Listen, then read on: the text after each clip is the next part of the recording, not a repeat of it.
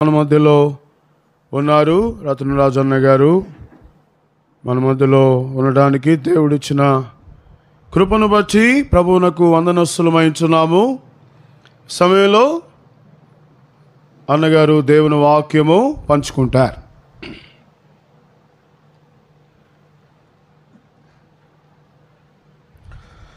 ప్రభువైన యేసుక్రీస్తు వారి యొక్క నామములో మీకు అందరికీ వందనములు తెలియజేస్తూ ఉందాం. ప్రైజ్ ది లార్డ్ చెప్పండి అందరూ.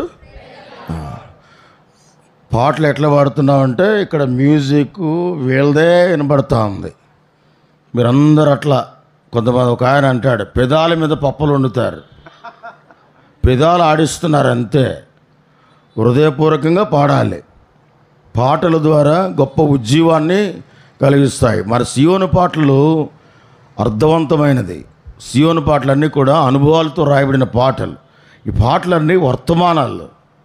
దావీదు భక్సింగ్ గారు వర్తమానం ఇస్తుంటే కనుక రాయబడిన పాటలు ఇవి. అర్థమైందా? వేరే డినామినేషన్లో ఉన్నట్లుగా ఈ పాటలు ఉండవు. అందుకనే అర్థవంతముగా మర్యాదగా భక్తిగా మన పాటలు పాడాలి. రైలు పరిగెట్టినట్టే. అర్థమైందా? మనం అట్లా మంచిగా పాడాలి. చాలా సంతోషం, మీరు చాలా బాగా పాడుతున్నారు, చాలా మంచిది.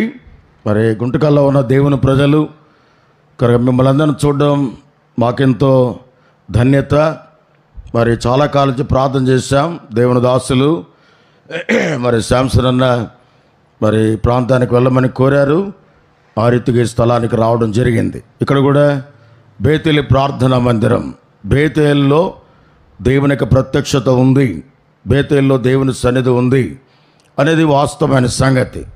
బేతేలులో జరిగిన సందర్భాన్ని ఒక మాట మీరు చెప్పండి, అప్పుడు మన వాక్యంలోకి వెళ్దాం. బేతేలులో ఏముంది? దేవుని స్వరము యాకోబు విన్నాడు. బేతేలు అనగా అర్థము చెప్పండి. బేతేలు అర్థం ఏంటి? చాలా రిలాక్స్గా లేరు మీరు. ఏదోరా పెట్టారు వెళ్ళకపోతే బాగోదు అన్నట్లుగా వచ్చాం కదా. బేతేలు అంటే అర్థం ఏంటి చెప్పండి? దేవుని మందిరం. బేతేలులో నిచ్చెన ఉంది. బేతేలులో దేవుడు మాట్లాడుతున్నాడు. బేతేలు దేవుడే మన దేవుడు కనుక ఇది చాలా ప్రాముఖ్యమైనది. ఇప్పుడు ఈ రాత్రికాల సమయంలో ఒక మాట మీకు చెప్పాలని కోరుతూ ఉన్నాను. రక్షించబడిన దేవుని ప్రజలమైన మనం ఒకవేళ రక్షణ లేకపోతే రక్షించబడాలి. మనమందరం కూడా దేవుని మహిమై ఉన్నాం. చెప్పండి ఏమై ఉన్నాం?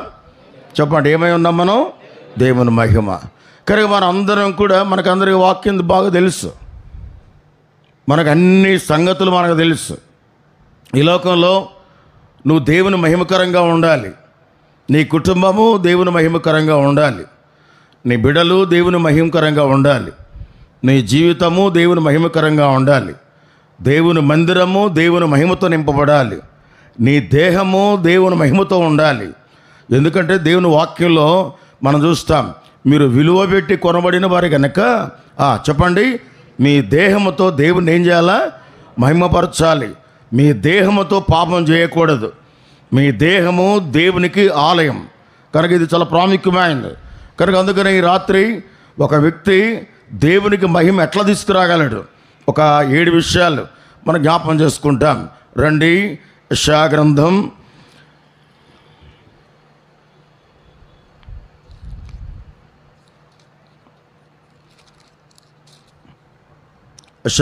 43వ అధ్యాయం 7వ వచనాన్ని అందరూ కలిసి చదవండి. యెషయా గ్రంథం 43:7 అందరూ చదవండి. నా మహిమ నిమిత్తము నేను సృజించిన వారిని, నా నామం పెట్టబడిన వారందరినీ తెప్పించము. నేనే వారిని కలగజేస్తుని, వారిని పుట్టించువాడును నేనే. నానికల పలకండి. నా మహిమ నిమిత్తము నేను సృజించిన వారిని. కనుక మనం మరొక వచనాన్ని మనం చదువుతాం. కనుక రండి. 33వ అధ్యాయం యెషయా గ్రంథం 33వ అధ్యాయం 5-6 వచనాలు కలిసి చదువుకుంటాం. యెషయా గ్రంథం 33:5-6 వచనాలు. యెహోవా మహాఘనత నొందిని ఉన్నాడు. ఆయన ఉన్నత స్థలములో నివసించు న్యాయముతో నీతితోను సియోను నింపెను. నీ కాలములో నియమింపబడినది స్థిరముగా ఉండును. రక్షణ బాహుల్యమును బుద్ధి జ్ఞానముల సమృద్ధియు కలుగును. యెహోవా భయము వారికి ఐశ్వర్యము. ప్రార్థన. ప్రేమ కలిగిన కృప కలిగిన ప్రియ పరలోకమందున మా తండ్రి, ఎన్నడూ మార్పు చెందని పరలోకము దేవ, కృపయు సమాధానం కలిగిన మా తండ్రి, బేతేలు దేవుడా, బెయేర్షెబా దేవుడా, హెబ్రోను దేవుడా, దైవజనుడు భక్సింగ్ గారిని మీరు రక్షించుకున్నారు. ఎంతోమంది జనాంగమును తన కొరకాయి మీరు అనుగ్రహించిన విధానము కొరకాయ స్తోత్రాలు. ప్రభా ఈ రీతిగా గుంటకల్లో కూడా మీరుంచిన దీపస్తంభాన్ని బట్టి వందనాలు. దేవుని ప్రజల కొరకు వందనాలు. నీ దైవ సేవకులను బట్టి వందనాలు.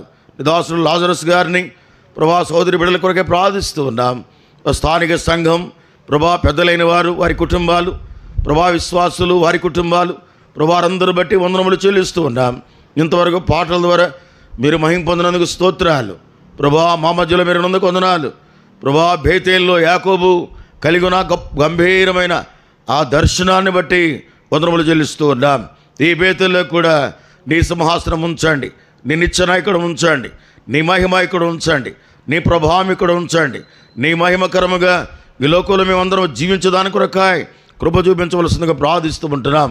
నీకే మహిమ ఘనత ప్రభావాలు ఆరోపిస్తూ మా రక్షకుడైన యేసుక్రీస్తు వారి మహిమ కలిగిన జీవము కలిగిన నామములో నీ దాసును బలపరిచి మీరే సహాయం చేయమని యేసుక్రీస్తు వారి శక్తి కలిగిన నామమున ప్రార్థిస్తున్నాము తండ్రి. ఆమేన్.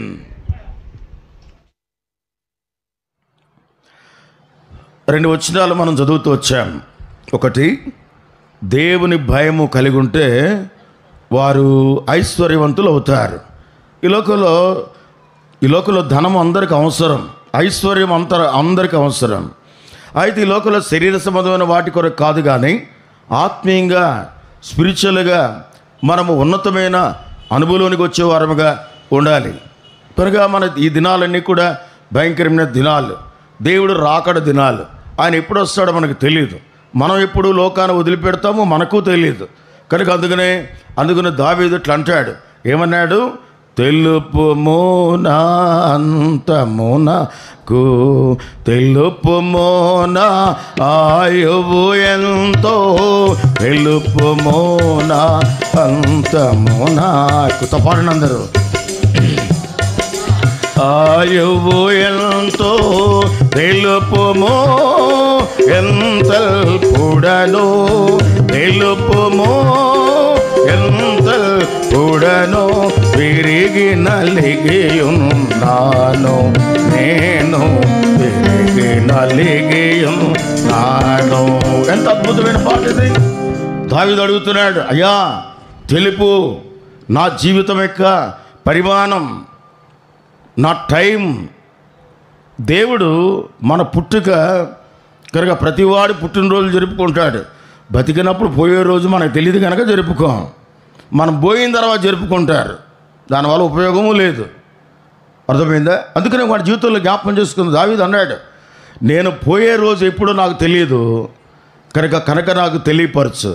కనుక దావీదు ఎప్పుడు కూడా సిద్ధపడుతున్నాడు దేవుని కలుసుకోవటానికి. కనుక ఈ లోక సంబంధముగా అందుకని మనం ఎన్నో పాటలు పాడుతూ వచ్చాం. రెండు తలంపులు కలిగిన వారంగా ఉండకూడదు.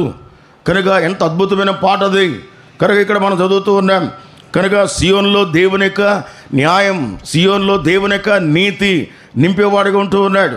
ఎవరైతే దేవునికి భయపడతారో వారి జీవితం, ఎవరైతే దేవునికి భయపడతారో వారు దేవునికి మహిమకరముగా వారు జీవించేవారుగా ఉంటూ ఉన్నారు. దేవుడు అన్నాడు, మీరెవరో తెలుసా? కనుక సామాన్యమైన మనుషులు కాదు, మనం దేవుని మహిమ కొరకాయ్ దేవుడు మనను ఏర్పాటు చేసుకున్నాడు. మన ద్వారా దేవునికి మహిమ రావాలి. నీ ద్వారా, నా ద్వారా, నీ పిల్లల ద్వారా, నీ కుటుంబం ద్వారా, నీ వ్యక్తిగతమైన జీవితం ద్వారా, నీ ఇల్లు ద్వారా, నీ సంపద ద్వారా కనుక దేవుని మహిమ కొరకాయ్ వాటిని చేతులు పెట్టాడు. ఈనాడు మనం మానవుడు, విశ్వాసి, రక్షించబడిన దేవుని ప్రజలు కనుక దేవుని మహిమను దొంగిలించేవారుగా ఉంటూ ఉన్నారు. కనుక మన జీవితంలో మనం జ్ఞాపకం చేసుకుందాం. హేరోదు అనే వ్యక్తి దేవుని మహిమ పరచనందున వాడు పురుగులు పడి చచ్చిపోయాడంట. ఈనాడు దేవుని మందిరంలో దేవుని మహిమ లేదు, దేవుని ప్రజల మధ్యలో దేవుని మహిమ లేదు. దేవుడు ప్రజలు దేవుని మహిమ కొరకాయ్ ఈ లోకంలో జీవించలేకపోతూ ఉన్నారు. కనుక మన జీవితాన్ని మనం జ్ఞాపకం చేసుకుందాం. దేవుని ప్రజలమైన మనం ప్రభు స్తోత్రం, మన జీవితాన్ని దేవుడు పొడిగించాడు, మనకు ఆయుష్కాలం ఇచ్చాడు. కరోనా దెబ్బ నుండి దేవుడు మనను రక్షించాడు. ఎందుకు రక్షించాడు? దేని కొరకు అంటే ఆయన మహిమ కొరకు. చెప్పండి, దేని కొరకు? చెప్పండి దేని కొరకు చెప్పండి. నాతో నేను ఉన్నంతకాలం ఓర్చుకోండి కొంచెం. ఎందుకంటే మీరు వింటున్నారో లేదో నాకు తెలియాలి కదా. అదా గుడ్డెత్తు చేయలేమన్నట్టు చెప్పుకుంటూ పోయామనుకోండి, మరి ఏం అర్థమైందో నాకు తెలియదు. అర్థమైందా? కొంతమంది అట్లా ఒక ఆయన అన్నాడు కనుక పాయింట్లు చెప్పుకుంటా పోతూ ఉంటే జాయింట్లు పోతూ ఉంటారా, అందుకని చూసి కొంచెం చెప్పాలని. అర్థమైందా? కనుక మనం అందరం కూడా వాక్యం అన్నీ తెలిసినట్టుగానే ఉంటుంది కదండి. వాక్యం అంతా తెలిసినట్టుగా ఒక సాతాను మన జీవితంలో ఒక తలంపు పుట్టిస్తాడు. ఏంటి తెలుసా? ఇది నాకు తెలుసు. అలాంటి వాడు సాతానికి తండ్రి. అర్థమైందా నేను చెప్పింది? అందుకని మన జీవితంలో మనం జ్ఞాపకం చేసుకుందాం, మనమందరం కూడా దేవుని మహిమ కొరకు బ్రతకాలి. యేసు ప్రభువు వారు యోహాను సువార్త 17వ అధ్యాయంలో ఇట్లా ప్రార్థన చేస్తున్నాడు, తండ్రితో మాట్లాడుతున్నాడు. ఏమని తెలుసా? నీవు నాకిచ్చిన ఈ ప్రజలకి నా మహిమ ఇచ్చాను. వాళ్ళకి ఏమిచ్చాను నేను? నువ్వు నాకు ఇచ్చావు ఒక మహిమ.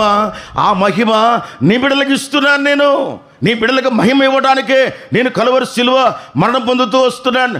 నీవు నాకు ఇచ్చిన ఈ బిడ్డలు నీ మహిమై ఉన్నారు, వారికి నా మహిమ నేను వారికి ఇస్తున్నాను. ఎలా? పాపం వలన వచ్చి జీతం మరణం. కనుక పాపం ద్వారా దేవుని మహిమను పోగొట్టుకున్నాడు మానవుడు.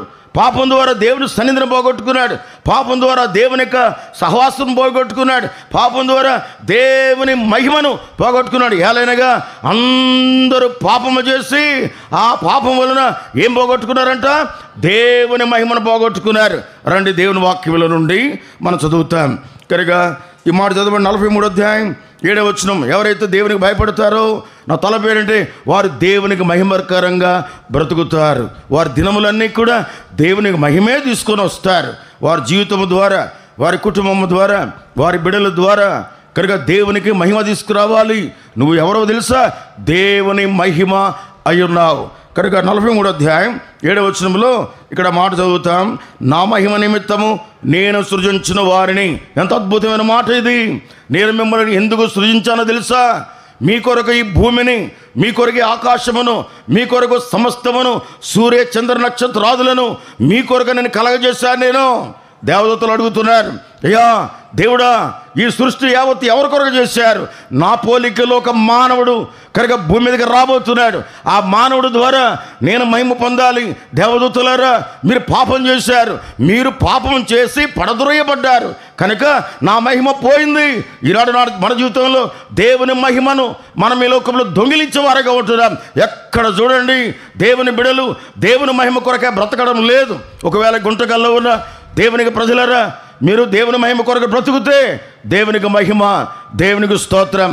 మన జీవితంలో మనకు దేవుడు పిల్లల్ని ఇచ్చాడు, మన కుటుంబం ఇచ్చాడు, మనకు ఇల్లు ఇచ్చాడు, మనకు ఆస్తి ఇచ్చాడు, మనకు మందిరం ఇచ్చాడు, దేవుని దాసులు మనకిచ్చాడు. దేవునికి మహిమ ఎక్కడ తీస్తున్నాం? కనుక మన జీవితంలో మన జ్ఞాపం పెట్టుకోవాలి. మన జీవితంలో జ్ఞాపం పెట్టుకోవాలి. నేను సృజించిన వారు. రండి మొట్టమొదటిగా మన కొన్ని వచనాలు చదివిన తర్వాత దేవునికి మహిమ ఎలాగ ఒక వ్యక్తి తీసుకురాగలడు అన్న సంగతులు మనం ధ్యానిస్తాం.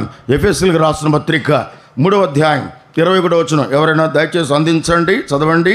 3:21.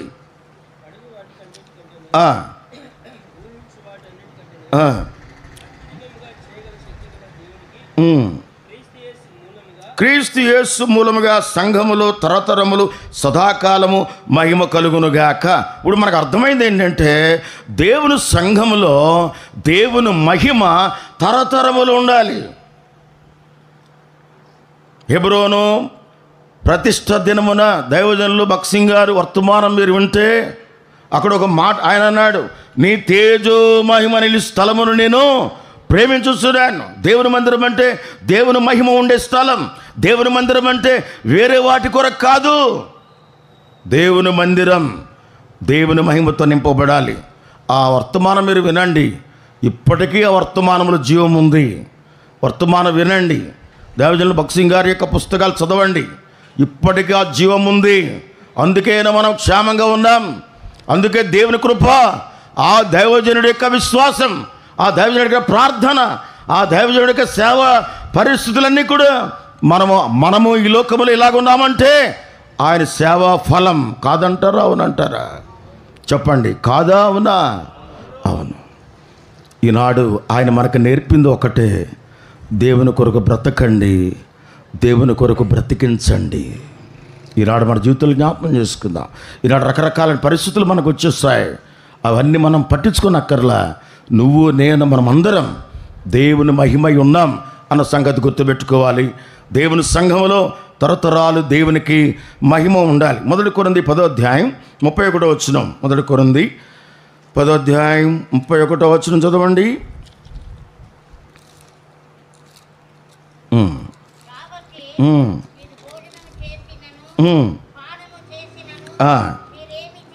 మీరు ఏమి చేసినాను సమస్తము దేని కొరకు చేయాలా? దేవుని మహిమ కొరక చేయాలా. మీరేం చేసినా, భోజనాలు చేసినా, మీటింగులు పెట్టినా, ఏం చేసినా చెప్పండి, ఏం చేయాలా? దేవుని మహిమ. ఒకడు మీటింగ్ పెట్టుకున్నాడు అనుకోండి, బ్రదర్ ఎట్లా జరిగింది బ్రదర్, భోజనాలు బాగున్నాయా? భోజనం తలగాడి భోజనాల కొరక ఏం కావాలా? ఏం మీటింగ్ అండి, ఒక ముక్కన వేయలేదు నాకు, ముక్కల కొరక మీటింగ్. ఏం మీటింగ్ బ్రదర్, అసలు పట్టించుకోలేదు. పట్టించుకోవడానిక? ఎవడు పట్టించుకుంటాడు? అర్థమైందా? మీరు భోజనం చేసినా చెప్పండి, పానము చేసినా ఏం చేయాలి చెప్పండి? దేవుని మహిమకరంగా. సువార్త చేసినా దేవుని మహిమే, దేవుని బిడ్డలకు భోజనం పెట్టినా దేవునికి మహిమే. దాని కొరకు లెక్కలు డొక్కలు రాస్తూ ఉంటాం. సువార్త కొరకు ఖర్చు పెట్టండి. దేవజనుడు భక్సింగ్ గారి కాలంలో ఎందుకు స్లాబులు వేయలేదు? నేను అనుకుంటాను, ఎందుకు స్లాబులు వేయలేదు? ఆయనకేమో కాదా? ఆయన ఒక అనౌన్స్మెంట్ చేస్తే కొన్ని కోట్లు వస్తాయి. ఎందుకు ఆయన పెండాలు వేసాడు? పాకలు ఉన్నప్పుడు, పెండాలు ఉన్నప్పుడు ఉన్న మహిమ బిల్డింగ్లో లేదు. డబ్బు సమృద్ధిగా ఉంది, ఏం తక్కువలా. అడుక్కున్నోడికి పెట్టడు, సువార్త ఖర్చు పెట్టరు, కానీ బిల్డింగులు కట్టుకోవడానికి ఖర్చు పెడతారు. అందుకే మనకు మాయిదారు రోగాలన్నీ వచ్చినాయి. అర్థమైందా? ప్రతి పైసా దేవుని సేవ కొరకు ఖర్చు పెట్టాడు దైవజనుడు. ఏం నేర్చుకున్నా? ఊరకన ఆయన పేరు చెప్తారు, ఊరకన ఆయన పేరు చెప్పి బతికేస్తున్నాం మనం. ఎవరి పేరు? ఆయన హోలీనెస్ లేదు, ఆయన ప్రార్థన లేదు, ఆయన విశ్వాసం లేదు. ఆయన ఒక మాదిరిగా మనకు ఉన్నాడు. మన జీవితంలో జ్ఞాపకం చేసుకుందాం. ఎంతోమంది గొప్ప దైవజనులు మీ మధ్యలో చేసిన అరుల్దాస్ గారు కానీ, మీ మధ్యలో చేసిన గొప్ప గొప్ప దైవ సేవకులు, వారందరూ వారి కొరకు బ్రతకల, ప్రభు మహిమ కొరకాయ్ ఈ లోకంలో బ్రతుకుతూ వచ్చారు. అది మీకు తెలుసు, ఇక్కడున్న పెద్దలైన వారికి. ఈనాడు మన జీవితంలో జ్ఞాపకం చేసుకుందాం. మన తర్వాత జనరేషన్, మన తర్వాత మన పిల్లలు గురించి మనం ఆలోచిస్తున్నామా? మన తర్వాత మన యవనస్తుల గురించి ఆలోచిస్తున్నామా? మన తర్వాత మన పిల్లలు దేవుని ఇంటిలో ఆయన మహిమ కొరకాయ్ వాడబడాలి అన్న సంగతి మనం జ్ఞాపకం పెట్టుకోవాలా. వాళ్ళు మంచి డైరెక్షన్లో వారిని నడపాలా. కనుక మన జీవితంలో మనం జ్ఞాపకం చేసుకోవాలి. ఇంకో వచనం చదువుతాను. 1 కొరింథీ 6వ అధ్యాయం 20వ వచనం చదవండి. 1 కొరింథీ 6:20 చదవండి. చెప్పండి. విలువ పెట్టి కొనబడిన వారం మనం. మళ్ళీ దేవుడు కొనుక్కున్నాడు. ఏమిచ్చి కొనుక్కున్నాడు? ఇప్పుడు నువ్వు డబ్బులు ఇచ్చి స్థలం కొనుక్కున్నావు, నా పేరు మీద రాయమంటే రాస్తావా? నన్ను ఎంత ప్రీజులాడు చెప్పినా, ఎంత పొలా పెట్టినా, ఎంత సేవకుడు అంటే గౌరవం ఉన్నా, అరే నువ్వు ఆడవా, నా స్థలం డీకట్ రాస్తా నేను. కనుక ఈ దేహం దేవుడు విలువ పెట్టి కొనుక్కున్నాడు. ఒక వ్యక్తి రక్షించబడిన తర్వాత నీ దేహముతో పాపము చేయకూడదు. ఒక వ్యక్తి రక్షించబడిన తర్వాత ఆ దేహము నీది కాదు. ఒక వ్యక్తి రక్షించబడిన తర్వాత ఆ దేహముతో దేవుని మహిమపరచాలా. నీ దేహం ఏంటో తెలుసా? దేవుని మందిరం. నీ దేహం ఏంటండి? మరి ఎందుకు అబద్ధాలు ఆడతావు? ఎందుకు మాట్లాడతావు? ఎందుకు కొట్లాట? ఎందుకు కలవరం? ఎందుకు కలహం? ఎందుకు ఇంట్లో పడుకుంటావు? ఎందుకు అసభ్యమైన మాటలు మాట్లాడతావు? ఎందుకు అసభ్యమైన చూపు మనం చూస్తాం? ఎందుకు మన జీవితంలో దేవుని మహిమ కొరకాయి నీ దేహం వాడబడట్లా? ఏదో లోకంలో యాంత్రికమైన భక్తి వెళ్ళిపోతుంది అంతే. మందిరానికి వచ్చి మోకరించి మొట్టమొదటిగా ప్రార్థన చేసుకోవటం తెలుసు, నేర్చుకున్నాం, రైట్. ఆరాధన పాటలు 3 పాడడం తెలుసు మనకి, ఆరాధన చేయటమో తెలుసు, బలలో పాలు పొందడం, బల వర్తమానము తెలుసు. ఒక ఆయన అన్నాడు, బ్రదర్, నేను అన్నాను బ్రదర్స్ని కూర్చోబెట్టి మీరు ఏ వర్తమానం తీసుకుంటారో అన్న ఏమంటాడో అని మీరు చెప్పండి బ్రదర్ అంటాడేమో అనుకున్నాను. నేను టేబుల్ వర్తమానం తీసుకుంటాను బ్రదర్ అన్నాడు. నీకు టేబుల్ వర్తం ఇవ్వరాటకి నాకు ప్రేరేపణ లేదు అన్నాడు. అసలు అన్ని వర్తమానాల కన్నా చాలా ఇంపార్టెంట్ వర్తమానం ఏంటి తెలుసా? ఆరాధన వర్తమానం, వర్షిప్ మెసేజ్. దావిజనుడు భక్త్ సింగ్ గారు వర్షిప్ మెసేజ్ అంటే ఆయనకు చాలా ఇష్టం. ఎందుకంటే నా ప్రభు గురించి చెప్పడానికి. మనం టేబుల్ మెసేజ్ దంచి పెడతాం, మనం వాళ్ళకు ఉండదు, ఇతరులు చెప్పడానికి బాగా ఉపయోగపడుతుంది. దేవుని మహిమ ఎక్కడ వస్తుంది? నీ దేహం మామూలుది కాదు, గుర్తుపెట్టుకో. నువ్వు విలువ పెట్టి కొనబడ్డావు, నీకొక విలువ ఉంది. యేసు ప్రభు వారు తన రక్తాన్ని కలువరి శిలువలో నీ కొరకు నా కొరకు కార్చి ఆఖరి బొట్టు వరకు ఇంకా ఏమీ లేదు, ఆయన ఏమి ఉంచుకోలా, నీ కొరకు ఆ రక్తం అంతా కార్చి నిన్ను కొనుక్కున్నాడు. ఏమాత్రమైనా కొంచెం మనం ఉందా మన జీవితంలో? ఎప్పుడైనా ఆలోచిస్తామా? ఈ దేహం దేవుంది, నాది కాదు అన్నవాడు ఎవడు పాపం చేయడు.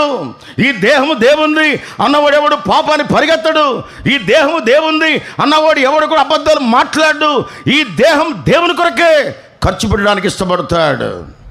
ఎంత అద్భుతమైంది, ఎంత అద్భుతమైంది. రండి ఇంకొక మాట చెప్తా నేను, అప్పుడే ఇంకా వర్తమానంలోకి వెళ్ళలేదండి. మీరు అనుకుంటారు ఇదంతా ఉత్పోతఘాతం. చూడండి ఇంకో మాట చెబుతాను. ఎక్కడ దేవుని మహిమ ఉందని చెప్తున్నాను, ఎలాగ దేవుని మహిమ వస్తుందో 7 విషయాలు చెప్తాను. రండి దేవునికి, ఎందుకంటే మీరు బాగా వినేటట్టుగా ఉన్నారు, అర్థం మంచిగా ఉన్నారు, అందుకని చెప్పగలుగుతూ ఉన్నాం. రండి 40వ అధ్యాయం నిర్గమాకాండం 40వ అధ్యాయం కనుక 34 వచ్చినాం. నిర్గమాకాండం 40:34 చదవండి. 40:34. అప్పుడు మేఘము ప్రత్యక్షపు గుడారమున కమ్మగా యెహోవా తేజస్సు మందిరము నిండెను. ఆ మేఘము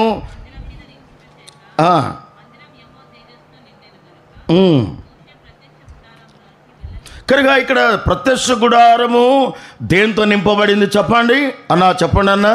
దేంతో నింపబడింది? దేవుని తేజస్సునగా దేవుని మహిమ. ఈనాడు దేవుని మహిమ దేవుని ప్రజల్లోంచి వెడలిపోయింది.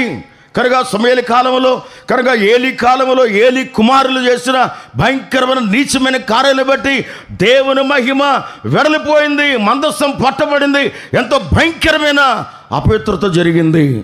దేవుని మందిరంలో దేవుని మహిమ ఉండాలి. గుర్తుపెట్టుకోండి, ఎప్పుడు కూడా దేవుని మహిమ దొంగిలించొద్దు. దేవునికి మహిమ రావాలి. దేవుడు ముందు ఉండాలి, నువ్వు వెనకాల ఉండాలి. దేవునికి ఘనత తీసుకురావాలి. నీ ఘనత నువ్వు కోరుకోకూడదు. ఎవరైతే తమ తాము ఘనత కోరుకుంటారో వారు నిమ్రోదు బ్రదర్స్. చెప్పండి ఎవరు? నిమ్రోదు. నిమ్రోదు ఏం కోరుకున్నాడు? పేరు కొరకు గోపురం కడుతున్నాడు. ఒక ఆయన అంటాడు, అన్న మా మందిరం చూడండి అన్న ఎట్లుందో. నీ మందిరం కాదురా బాబా, దేవుని మందిరం అది. అట్లా ఊరికని అట్లా అంటామన్నా. కానీ మన వాళ్ళు ఇప్పుడు ఏమైపోయింది చెప్పండి? నా మందిరం మా మందిరం.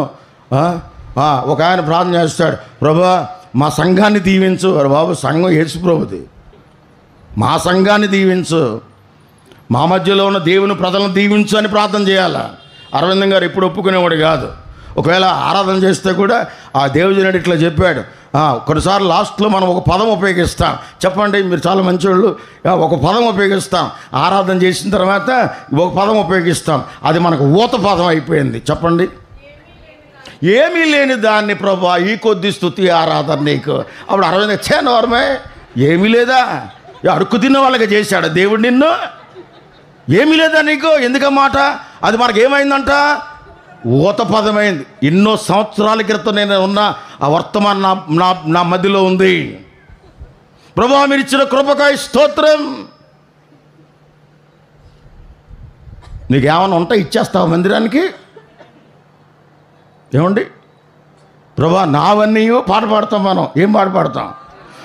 యేసు ప్రభుని సంకల్పములు మారవు ఎన్నటికీ, మహాప్రభావం ఆయనకే యుగ యుగముల వరకు, మహాప్రభావం ఆయనకే. కనుక దేవునికి ఆ పాటలు ఉంటాయి. నావన్నీ నీవి, నీవన్నీ నావి. ఆయనే తీసుకోవడానికి ఇష్టపడుతూ ఉంటాం. మనకంతా వన్ బై ట్రాఫిక్. అక్కడి నుంచి రావాలి కానీ ఇక్కడి నుంచి వెళ్ళదు. దేవుని దగ్గర నుంచి అన్నీ కావాలి మనకి. ఆశీర్వాద కావాలా, ఆరోగ్యంగా. ఎందుకంటే ఆరోగ్యం నీకు దేవుని కోరు బ్రతకడానికి ఇచ్చాడు. నేను ఒకటే తీర్మానం చేసుకున్నా, బ్రతుకుతే నీ కొరకు రోషంగా బతుకుతా, లేకపోతే తీసుకో. దేవుని బిడ్డలో ఒక ఛాలెంజ్గా బతకాలి. మన దేవుడు రోషం కలిగిన దేవుడు. ఆయన కాంప్రమైజ్ అయ్యేది వాడు కాదు. ఆయన పరిశుద్ధుడైన దేవుడు, నీతి కలిగిన దేవుడు, రోషము కలిగిన వాడు.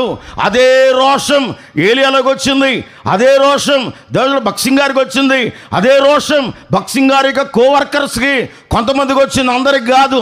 అదే రోషం ఈనాడు రక్షించబడిన నీవు నేను కూడా.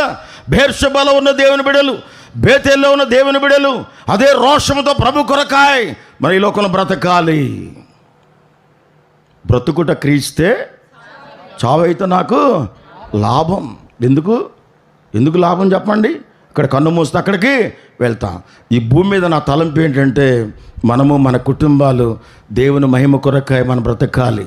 అందుకే దేవుడు నీకు ఉద్యోగం ఇచ్చాడు, అందుకే దేవుడు నీకు ఆరోగ్యం ఇచ్చాడు, అందుకే దేవుడు నీకు ఇల్లు ఇచ్చాడు, అందుకే దేవుడు మందిరం ఇచ్చాడు. ఇది ఆదివారం వచ్చి వెళ్తానికి ఆ చుట్టాల్లాగా. కొంతమంది ఆదివారం వస్తే మళ్ళీ ఆదివారం కనపడరు. ఈయన గురించి మనం ప్రార్థన చేయాలి. మిగతా రోజులను ఎక్కడ ఉంటారు? అందుకనే దేవుని యొక్క సన్నిధిలో చెప్పండి, దేవుని మహిమతో దేవుని మందిరం నింపబడుతుంది. మోషే కూడా వెళ్ళలేకపోయాడు. మోషే కూడా ఒక మానవుడు కదా, మోషే వెళ్ళలేకపోయాడు. శరీర సంబంధమైన ఏ వ్యక్తి కూడా, ఏ మానవుడు కూడా దేవుని మహిమ ఉన్న స్థలానికి అక్కడ చేరుకోలేడు. దేవుని మహిమతో నింపబడాలి దేవుని మందిరం. నీ దేహము దేవుని కొరకే బ్రతకాలి. మన జీవిత విధానం దేవుని కొరకు. అయితే ఇప్పుడు ఒక వ్యక్తి దేవునికి మహిమ ఎట్లా తీసుకురాగలడు? ఒక 7 సంగతులు నేను టూకీగా చెప్పేస్తాను, దయచేసి వినండి. యోహాను సువార్త రండి. యోహాను సువార్త 2వ అధ్యాయం 11వ వచనం. యోహాను సువార్త మొదటిది, నెంబర్ 1, దేవునికి మహిమ ఒక వ్యక్తి ఎట్లా తీసుకురాగలడు. 2వ అధ్యాయం 11వ వచనం. కానా వివాహములో కనుక దేవుని మహిమ ప్రత్యక్షపరచబడింది, బయలుపరచబడింది కనుక అనేక మంది దేవుని విశ్వాసం ఉంచారు. What is the reason? ఎందుకు అట్లా జరిగింది? అక్కడ దేవుని మహిమ కానాను యొక్క వివాహములు ఎందుకు వచ్చింది అన్న సంగతి మనం జ్ఞాపకం చేసుకుంటే, ఇక్కడ ద్రాక్షారసం అయిపోయింది. ఏమైపోయింది చెప్పండి? ఏమైపోయింది? సంఘంలో ఏమైపోయింది? వ్యక్తిగతమైన జీవితంలో ఏమైపోయింది? ఏం ఖాళీ అయిపోయింది? ఏమి లేదు, ద్రాక్షారసం లేదు. ఆ ద్రాక్షారసం దేనికి సాదృశ్యమన్నా? సంతోషానికి, ఆనందానికి, దేవుని ప్రేమకు సాదృశ్యం. కనుక అక్కడ ద్రాక్షారసం అయిపోయింది. యూదులు శుద్ధీకారాచార ప్రకారముగా 6 రాతి బాణలు అక్కడ ఉన్నాయి. మనకి ఈ సంగతులన్నీ తెలుసు. ప్రతి పెళ్లి వర్తమానంలో గ్రామ్ ఫోన్ రికార్డులాగా అరిగిపోయిన క్యాసెట్ వేస్తూ ఉంటాం. అయినా కూడా దేవుని ప్రజలకు అక్కడ ఉండదు. 6 రాతి బాణలు అంటే మానవునికి హృదయానికి సాదృశ్యం. కనుక కాళ్ళు కడుక్కోవడానికి, చేతులు కడుక్కోవడానికి నీ అక్కడ ఉన్న రాతి బాణలు అవి. కనుక మంచి ఏమి కాదు. అంటే దేనికి సాదృశ్యం? మానవునికి హృదయము రోత చేత, పాపము చేత నింపబడిన మానవునికి హృదయాన్ని దేవుడు వాడుకోవాలని కోరుతూ ఉన్నాడు. వాళ్ళందరూ కూడా అక్కడికి పెళ్ళికి అందరూ వచ్చారు. పెళ్ళికి ఎవరెవరు వచ్చారండి? యేసుప్రభు వచ్చాడు. యేసుప్రభు వారితో పాటు ఎవరు వస్తారు? శిష్య బృందం వస్తుంది. ఆయన ఒక్కడెక్కడికి వెళ్ళడు. అర్థమైందా? అక్కడికి వచ్చారు. యేసుప్రభు వారి తల్లి కూడా అక్కడ ఉంది. కనుక వాళ్ళందరూ ఉన్నారు. ఈ లోపల ద్రాక్షరసం అయిపోతే వాళ్ళందరూ ఎక్కడికి వచ్చారు? వాళ్ళ అమ్మ దగ్గరికి వచ్చారు. మరియమ్మ ఏం చెప్పింది? కనుక అయ్యా ద్రాక్షరసం అయిపోయిందంట, కాస్త చూడరాదా అని చెప్తే ఆయన అన్నాడు, అలాగేనమ్మా అన్నాడా?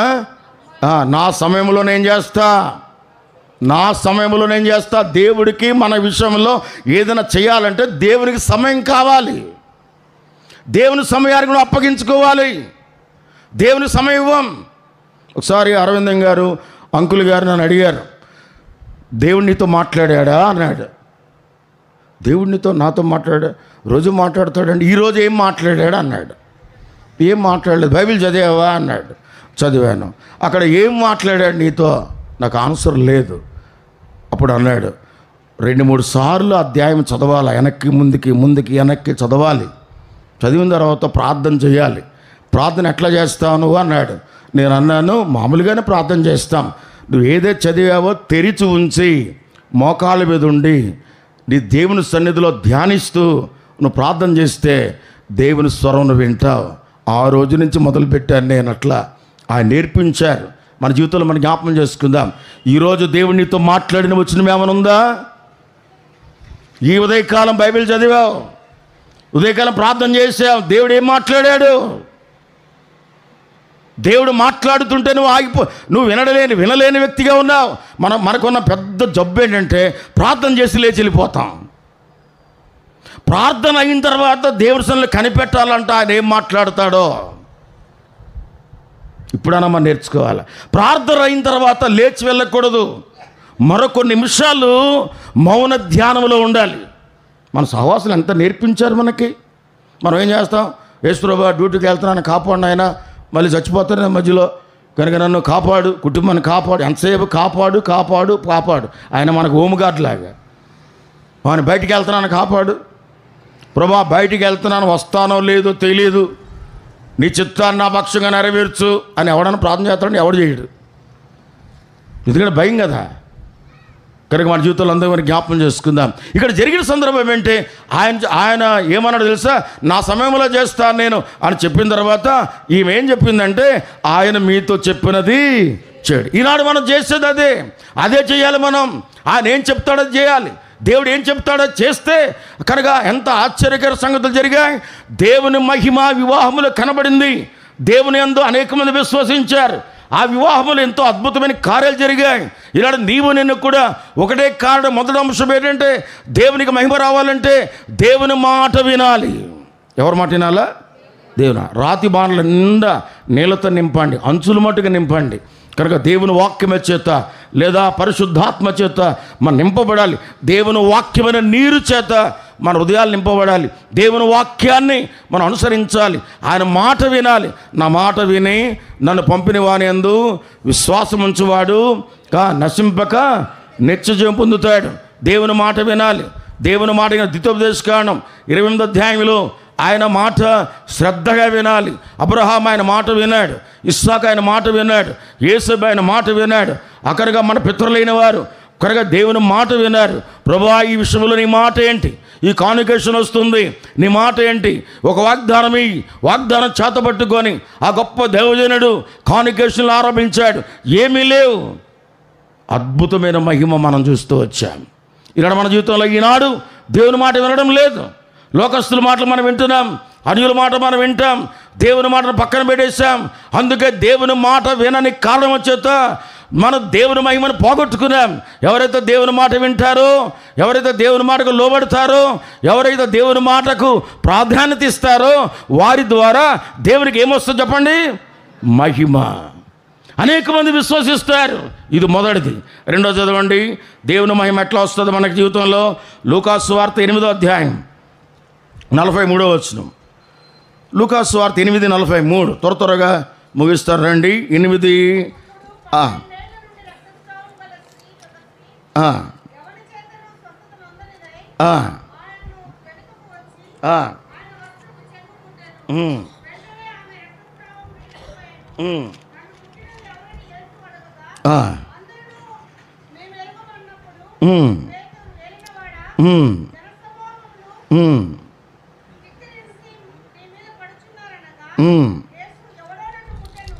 చూడండి, లూకాసు వార్త 18వ అధ్యాయం 43వ వచనం. లూకాసు వార్త 18వ అధ్యాయం 43 చదవండి. వెంటనే వాడు చూపు పొంది దేవుని మహిమపరచుచు ఆయన వెంబడించెను. ప్రజలందరూ అది చూచి దేవునికి ఏం చేశారంట? స్తోత్రము చేసేరి. అంటే ఇక్కడ మనం చదువుతున్నాం, ఒక గుడ్డివాడు ఉన్నాడు, ఎరుకో పట్టణంలో ఉన్నాడు. కనుక త్రోపరక్కన ఉన్నాడు, భిక్షం అడుక్కుంటున్నాడు. వాడు గుడ్డివాడు. కనుక గుడ్డివాడు యేసుప్రభువు వారు మార్గంకి వస్తుంటే కనుక ఆయన అన్నాడు, ఈ గుడ్డివాడు అడుగు, ఇది ఏమి పాత నిబంధనలో ఈ మాటకి ఏమన్నారు? మన్నా. అంటే అర్థం ఏంటి? ఇది ఏమి. కనుక ఈడు అడిగాడు గుడ్డివాడు, ఇదేంటిది? ఏంటి శబ్దం ఏంటి? ఎవరు వెళ్తున్నారు? వాళ్ళు చెప్పారు. వారు ఏమన్నారు? నజరేయుడైన యేసు ఈ మార్గమును వెళుచున్నాడని వానితో చెప్పగా వాడు ఏం చేశాడండి? యేసు దావీదు కుమారుడా నన్ను రక్షించని కేకలు మొదలుపెట్టాడు వాడు. ఈ కేకలకి యేసు ప్రభువు ఆగాడు. ఈ కేకలకు యేసుప్రభు ఏం చేశాడు చెప్పండి? ఆగాడు. ఈ భూలోకంలో మనం కేకలు వేయకపోతే ఒకరోజు నరకంలో మనం కేకలు వేయవలసిన వారంగా ఉంటాం. వాడు గుడ్డివాడే. చూడండి, ఇప్పుడు కూడా గుడ్డోళ్ళని మోసం చేయొద్దు, కుంటోళ్ళని మోసం చేయొద్దు. హెబ్రోన్లో యేసు పాదం గారు, మీకు అందరూ తెలుసు పాతోళ్ళకి, ఆయన బ్లైండ్, చాలా పాటలు రాశాడు. ఒకసారి ఏలూరు మినిస్ట్రీకి వచ్చారు. ఆయన మంచి హార్మోనిస్ట్, మంచి పాటగాడు కనుక ఆయన పాట నేను వినాలని అప్పుడు మచిలీపట్నం సామీల దగ్గరికి ఆయన వెళ్తున్నారు పరిచర్యకి. నేను బస్ స్టాండ్కి వెళ్ళి ఆయన ఎక్కించాలి, కళ్ళు లేనోడు కదా, మోసం చేయొచ్చు అని చెప్పి మచిలీపట్నం బస్సులు ఏమి లేవండి, ఎందుకు ఆయన ఉండాలని, ఏమి లేవు, మళ్ళీ మందిరానికి వెళ్ళిపోదాం అని అబద్ధం ఆడాను. మందిరంలో సేవకుడు కూడా యోబు గారు ఉన్నారు ఆ టైంలో, తీసుకొచ్చేమన్నా నిన్ను అని. నా బాధ ఏంటంటే ఆయన పాట పాడాలి, ఆయన వాయించాలి, నేను వినాలి, అంత పిచ్చోడిని. తీసుకొచ్చిన తర్వాత అన్నాడు, ఇది నిజమేనా బస్సులు లేకపోవటం అన్నాడు. నా కరెంట్ షాక్ కొట్టింది. అమ్మో తెలిసిపోయినట్టుంది గుడ్డానికి అని. అందుకనే గుడ్డోళ్ళ దగ్గర ఏం చేయకూడదు, మోసం చేయకూడదు. అర్థమైందా? కుంటోళ్ళకి వాళ్ళకి చాలా తెలివి ఉంటుంది, డబల్ తెలివి ఉంటుంది వాళ్ళకి. అర్థమైందా? చాలా మంచి తెలివి ఉంటుంది వాళ్ళకి. గుడ్డోళ్ళకి చాలా మంచి జ్ఞానం ఉంటుంది. వాళ్ళ ముందు ఎప్పుడు కూడా అడ్డం వేయకూడదు, వాళ్ళని గౌరవించాలి. అర్థమైందా? ప్రతి క్రిస్మస్కి కూడా ఒక 25 మంది గుడ్డోళ్ళకి నేను సహాయం చేస్తాను. వాళ్ళందరూ పిలిపిస్తాను, వాళ్ళు వస్తారు, 4 రోజులు మందిరంలో ఉంటారు. వాళ్ళకి చక్కగా బట్టలు పెట్టి, వాళ్ళకి మంచి భోజనం పెట్టి, వాళ్ళకి చిన్న కానుక ఇచ్చి పంపిస్తాను. ప్రతి క్రిస్మస్కి నాకు అలవాటు అది. ఏ గుడ్డోడికన్నా దారి చూపించారా? ఉన్నవాళ్ళు కళ్ళు తీసేస్తాం మన పని అది. నేర్చుకోండి. మన కొరకు మనమే బ్రతకూడదు, మనం ఇతరులను బ్రతికించాలి.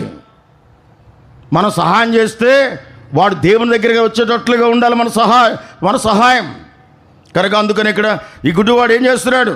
దావీదు కుమారుడా అని కేకలు వేస్తున్నాడు. అప్పుడు అక్కడ ఉన్న వాళ్ళందరూ అన్నారు, ఊరకుండమని ముందర నడుచువారు. గమనించండి మాట, ఊరకుండమని ముందు నడుస్తున్న వాళ్ళు వెనకాల వచ్చిన వారికి అభ్యంతరకారంగా ఉన్నారు కనుక. ముందు రక్షించబడిన వారు, ముందు దేవుని దగ్గరికి వచ్చిన వారు వెనకాల వచ్చే వారికి అభ్యంతరకారంగా ఉన్నారు. మన జీవితంలో మనం జ్ఞాపకం చేసుకుందాం, ఎవరో రక్షణ కొరకు అభ్యంతరకారంగా ఉన్నాం. వెళ్ళిపోతుండే కేకలేసాడు. కేకలేస్తుంటే ఈ కేకలకి అక్కడ ఉన్నారు కదా ఈ బ్యాచ్, ఎవరాళ్ళు? శిష్య బృందం. రేయ్ ఆగా, అరబాక అన్నారు వాళ్ళు. మనం కూడా కొంతమంది అట్లా అడ్డుకుంటాం. అర్థమైందా? అలాగ అడ్డుకుంటాం. తెలియలేని వాళ్ళని, తిక్కలోళ్ళని అలాగ అడ్డుకుంటాం. మనం వెర్రుళ్ళు కనబడితే వాళ్ళని అడ్డుకుంటాం, వారికి సహాయం చేయం. ఊరుకరా కేకలేబాక అంటే ఆడు ఇంకా రెచ్చిపోతున్నాడు. దావీదు కుమారుడా అని రక్షించనగానే అంత దూరం వెళ్ళి ఆయన ఆగాడు. ఆగి ఏమన్నాడు చదవండి, ఏమన్నాడు? అంతటా యేసు నిలిచి, ఎవరైతే ఊరుకోరా అని చెప్పారో వాళ్ళకి చెప్పాడు, మీరు వెళ్ళి అని మోసుకురండి అని. ఎట్లుంటుంది చూడండి, మీరు వెళ్ళి అని మోసుకురండి. రే మనం ఇప్పుడే కదా యాకోబు, పేతురు, యాకోబు వీళ్ళందరూ ముఖపకాలు చూసుకుంటున్నారు, వాడు నోరు పిప్పించింది మనమే. ఇప్పుడు ఆయన అన్నాడు మోసుకురమ్మన్నాడు, తీసుకొని వెళ్దాం కనుక ఆయన దగ్గరికి వెళ్దాం. యేసుప్రభు అన్నాడు, నీకేం చేయాలని కోరుతున్నావు అయ్యా? మనం ఒకవేళ యేసుప్రభు వారు మన కళ్ళ కనపడి, అయ్యా గుంటకల్లో నీకు ఏం కావాలా, నీ పిల్లలకి ఏం కావాలా అంటే ఏమంటాం? అయ్యా నా ధనం కావాలి కనుక, ఇల్లు కావాలి, పిల్లలకి పెళ్ళిళ్ళు కావాలి, వాళ్ళు మంచిగా సెటిల్ అవ్వాలా కనుక, మంచిగా బ్రతకాలి అని లేనిపోయిన కోరికలన్నీ మనం కోరుతాం. సొలొమోను అడిగాడు, ఏం కావాలండి అంటే సొలొమోను ఏం ఒప్పుకున్నాడు? నేను జ్ఞానం లేనివాడనే. ఎవరన్నా అండి, ఏం బ్రదర్ నీకు జ్ఞానం లేదు నీకంటే, ఎందుకు లేదు బ్రదర్? వెంటనే వచ్చేంత లోపల నుంచి బయటికి పురుషుడు, పాత పురుషుడు లోపల సావలా, వాడు ఇంకా లోపల అక్కడ ఒక మూల ఉంటాడు. మీరు ఎప్పుడైనా చూడండి, ఒక సేవకుడు అన్నాడు, రే బాబు నీకు ఎప్పుడైనా కోపం వస్తుందా? రాదంకుల్. ఎప్పుడు రాదంకుల్. నీకు ఎప్పుడు రాదంకుల్. ఎప్పుడు చెప్పాను కదా రాదనే. అదే పాపం. ఎన్నిసార్లు చెప్పాలా? దేవుని మాట ఏనో కనుక మనం అనుకోకుండా లోపల పాత పురుషుడు ఎక్కడో మూల ఉంటాడు, వాడు బయటకు వస్తాడు. అందుకని ఎవ్వరు పరిపూర్ణులు గారు. అందుకని ప్రతిదినం ప్రతి క్షణం దేవుని మందిరం యొక్క సహవాసములు మనం నిలిచి ఉంటే దేవుడు నీతో మాట్లాడతాడు, మంచిగా నడిపిస్తాడు. ఈ లోకమంతా కూడా నువ్వు మంచిగా నడవాలనుకున్నా లోకమని నడవనివ్వదు. అందుకు మొట్టమొదటిగా దేవుని మాట వినాలి. రెండవదిగా ఈ గుడ్డివాడు చేసిన పని ఏంటి తెలుసా? నీకేం కావాలి అంటే ఏమడిగాడు చెప్పండి? రైట్ ఆన్సర్ ఏం అడిగాడు? నాకు చూపు కావాలయ్యా. ఐ డోంట్ వాంట్ ఎనీథింగ్, నాకు అక్కర్లేదు.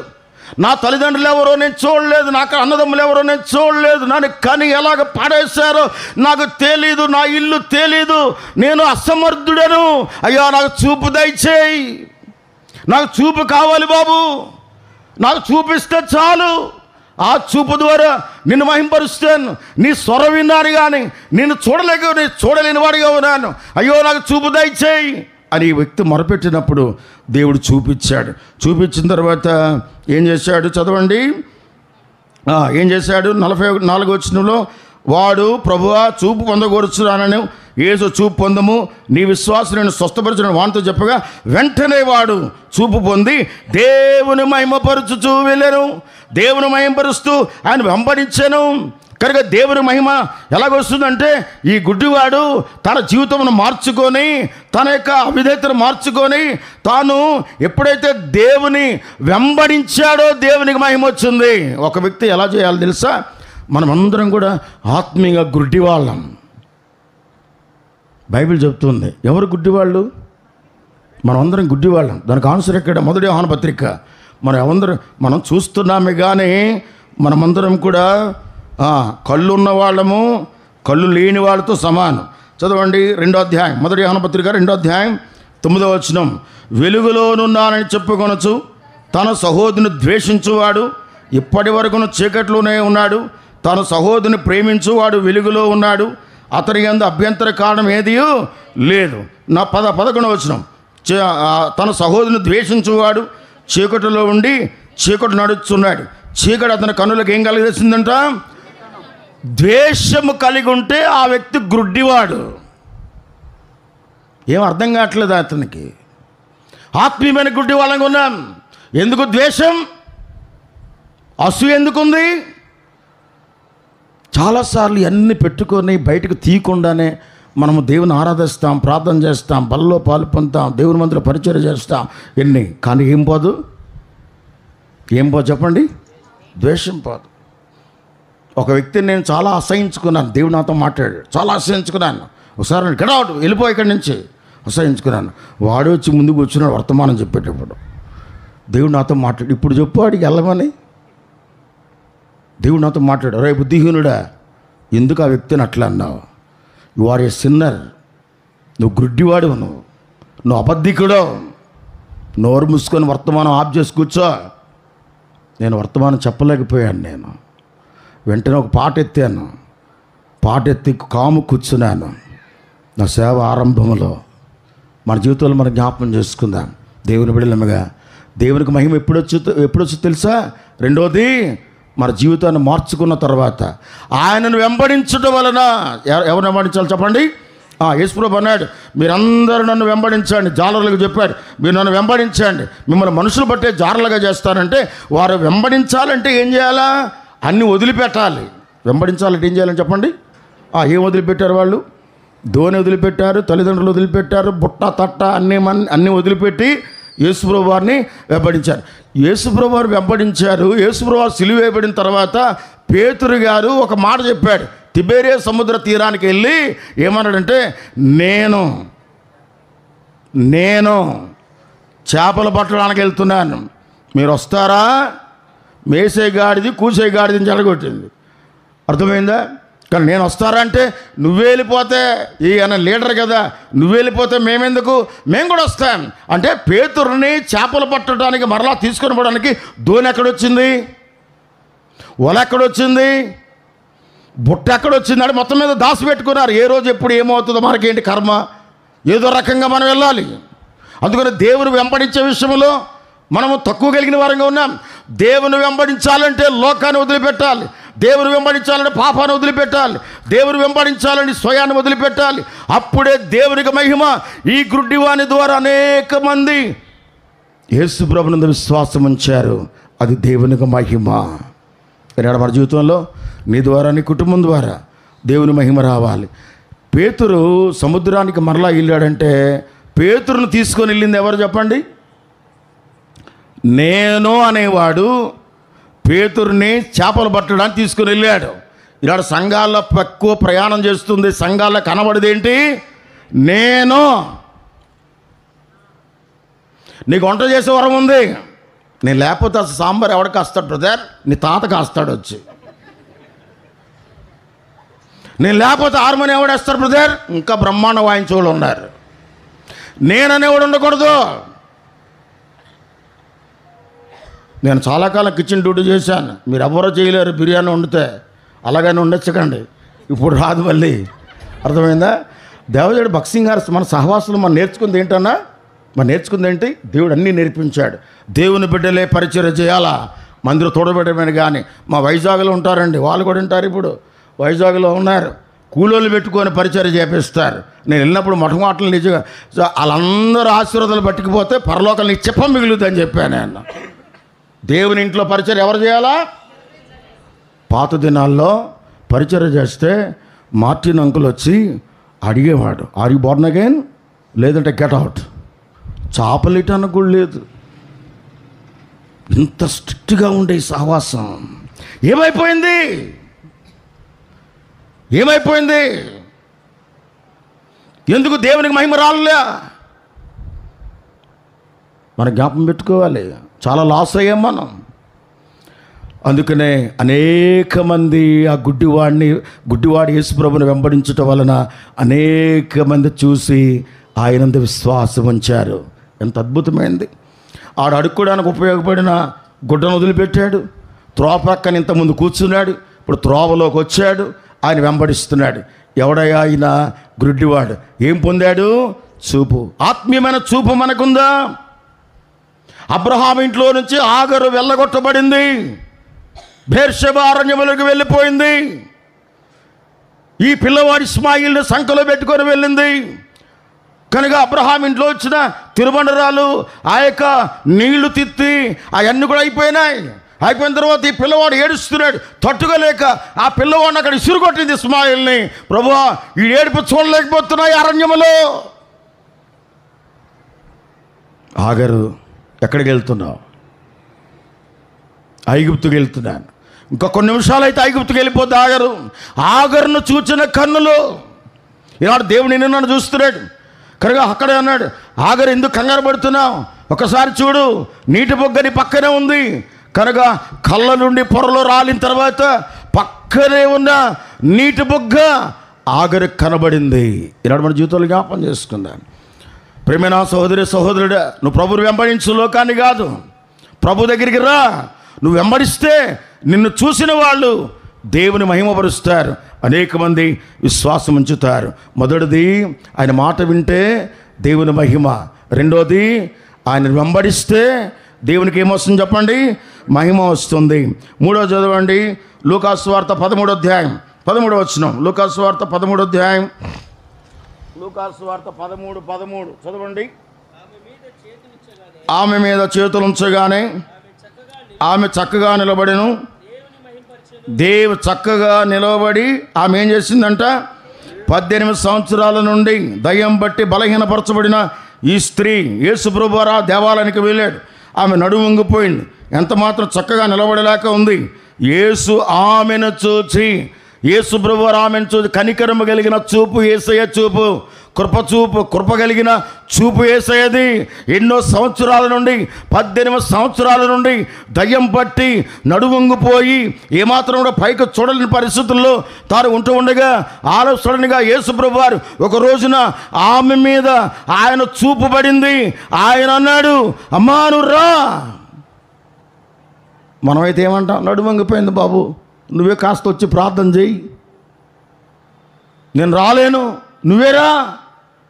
జ్వరం వచ్చింది, సేవకుడు ఫోను, అన్నా అర్జెంటుగా మీరు ఇంటికి వచ్చి ప్రార్థన చేయండి. పూర్వదినాల్లో అన్నా ఇంటి మందిరంలో ఉన్నారా, మీ మందిరానికి వస్తాం, ప్రార్థన చేయించుకుంటాం అనేవాళ్ళు. ఇప్పుడు అట్లా కాదు.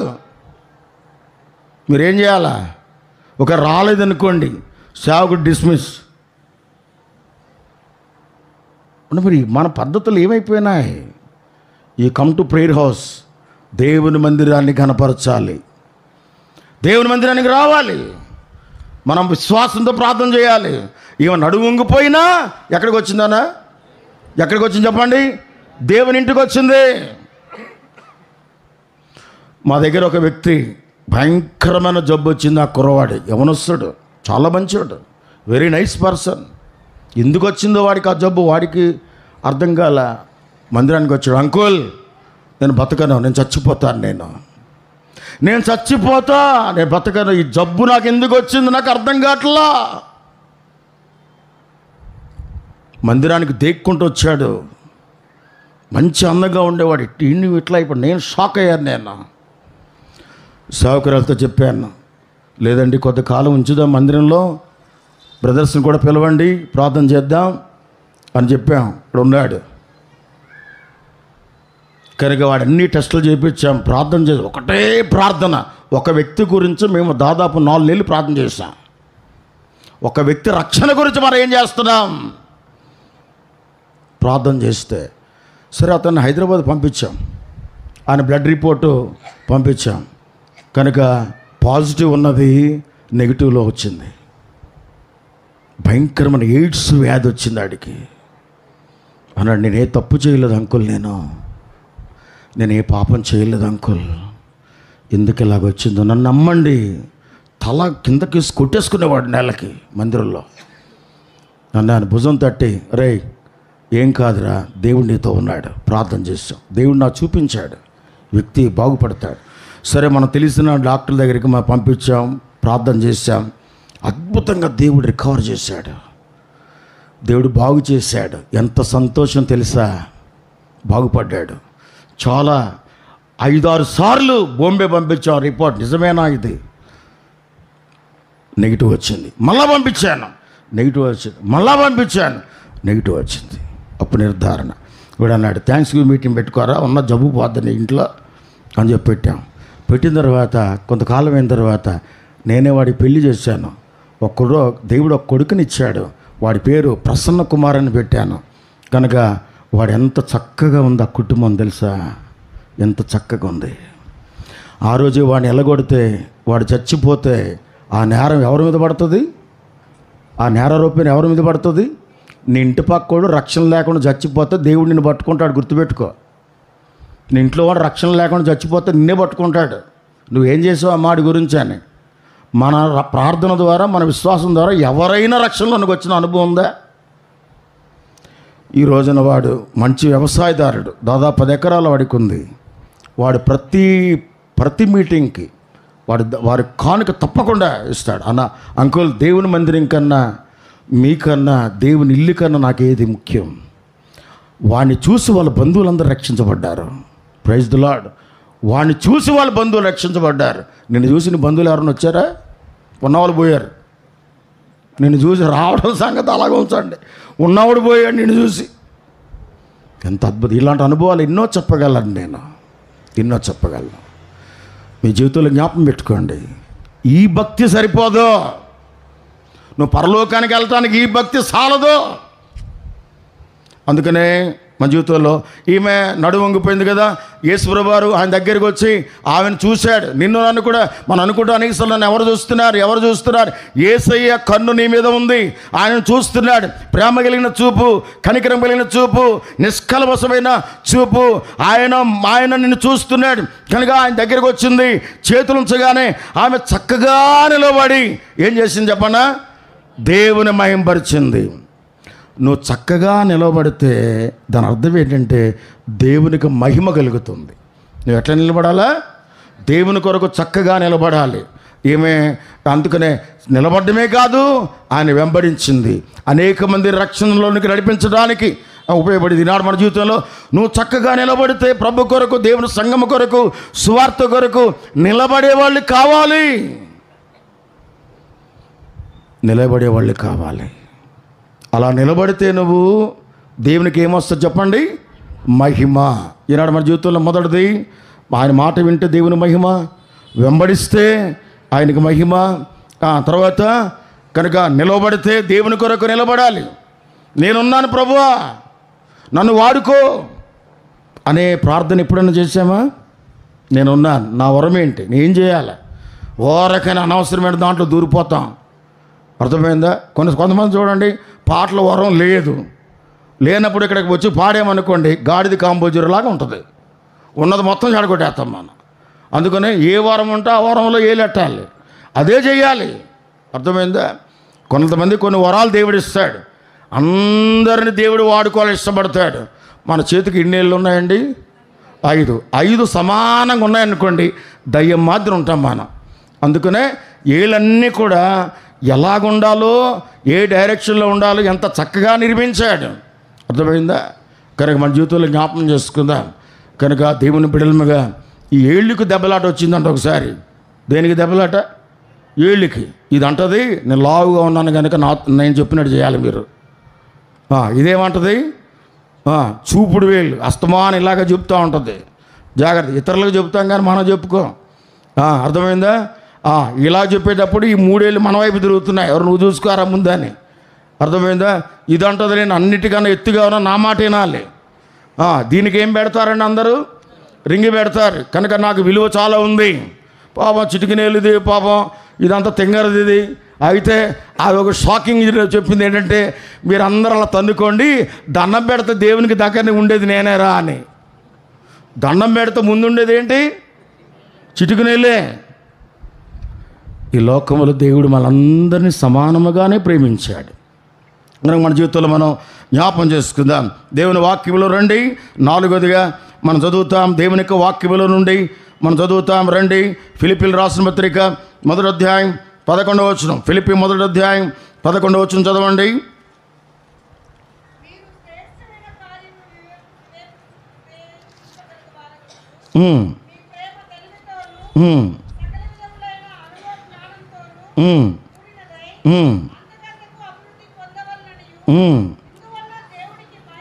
అంతకంతకు మీరు ఆత్మీయంగా అభివృద్ధి పొందితే దాన్ని బట్టి దేవునికి ఏమొస్తుందంట?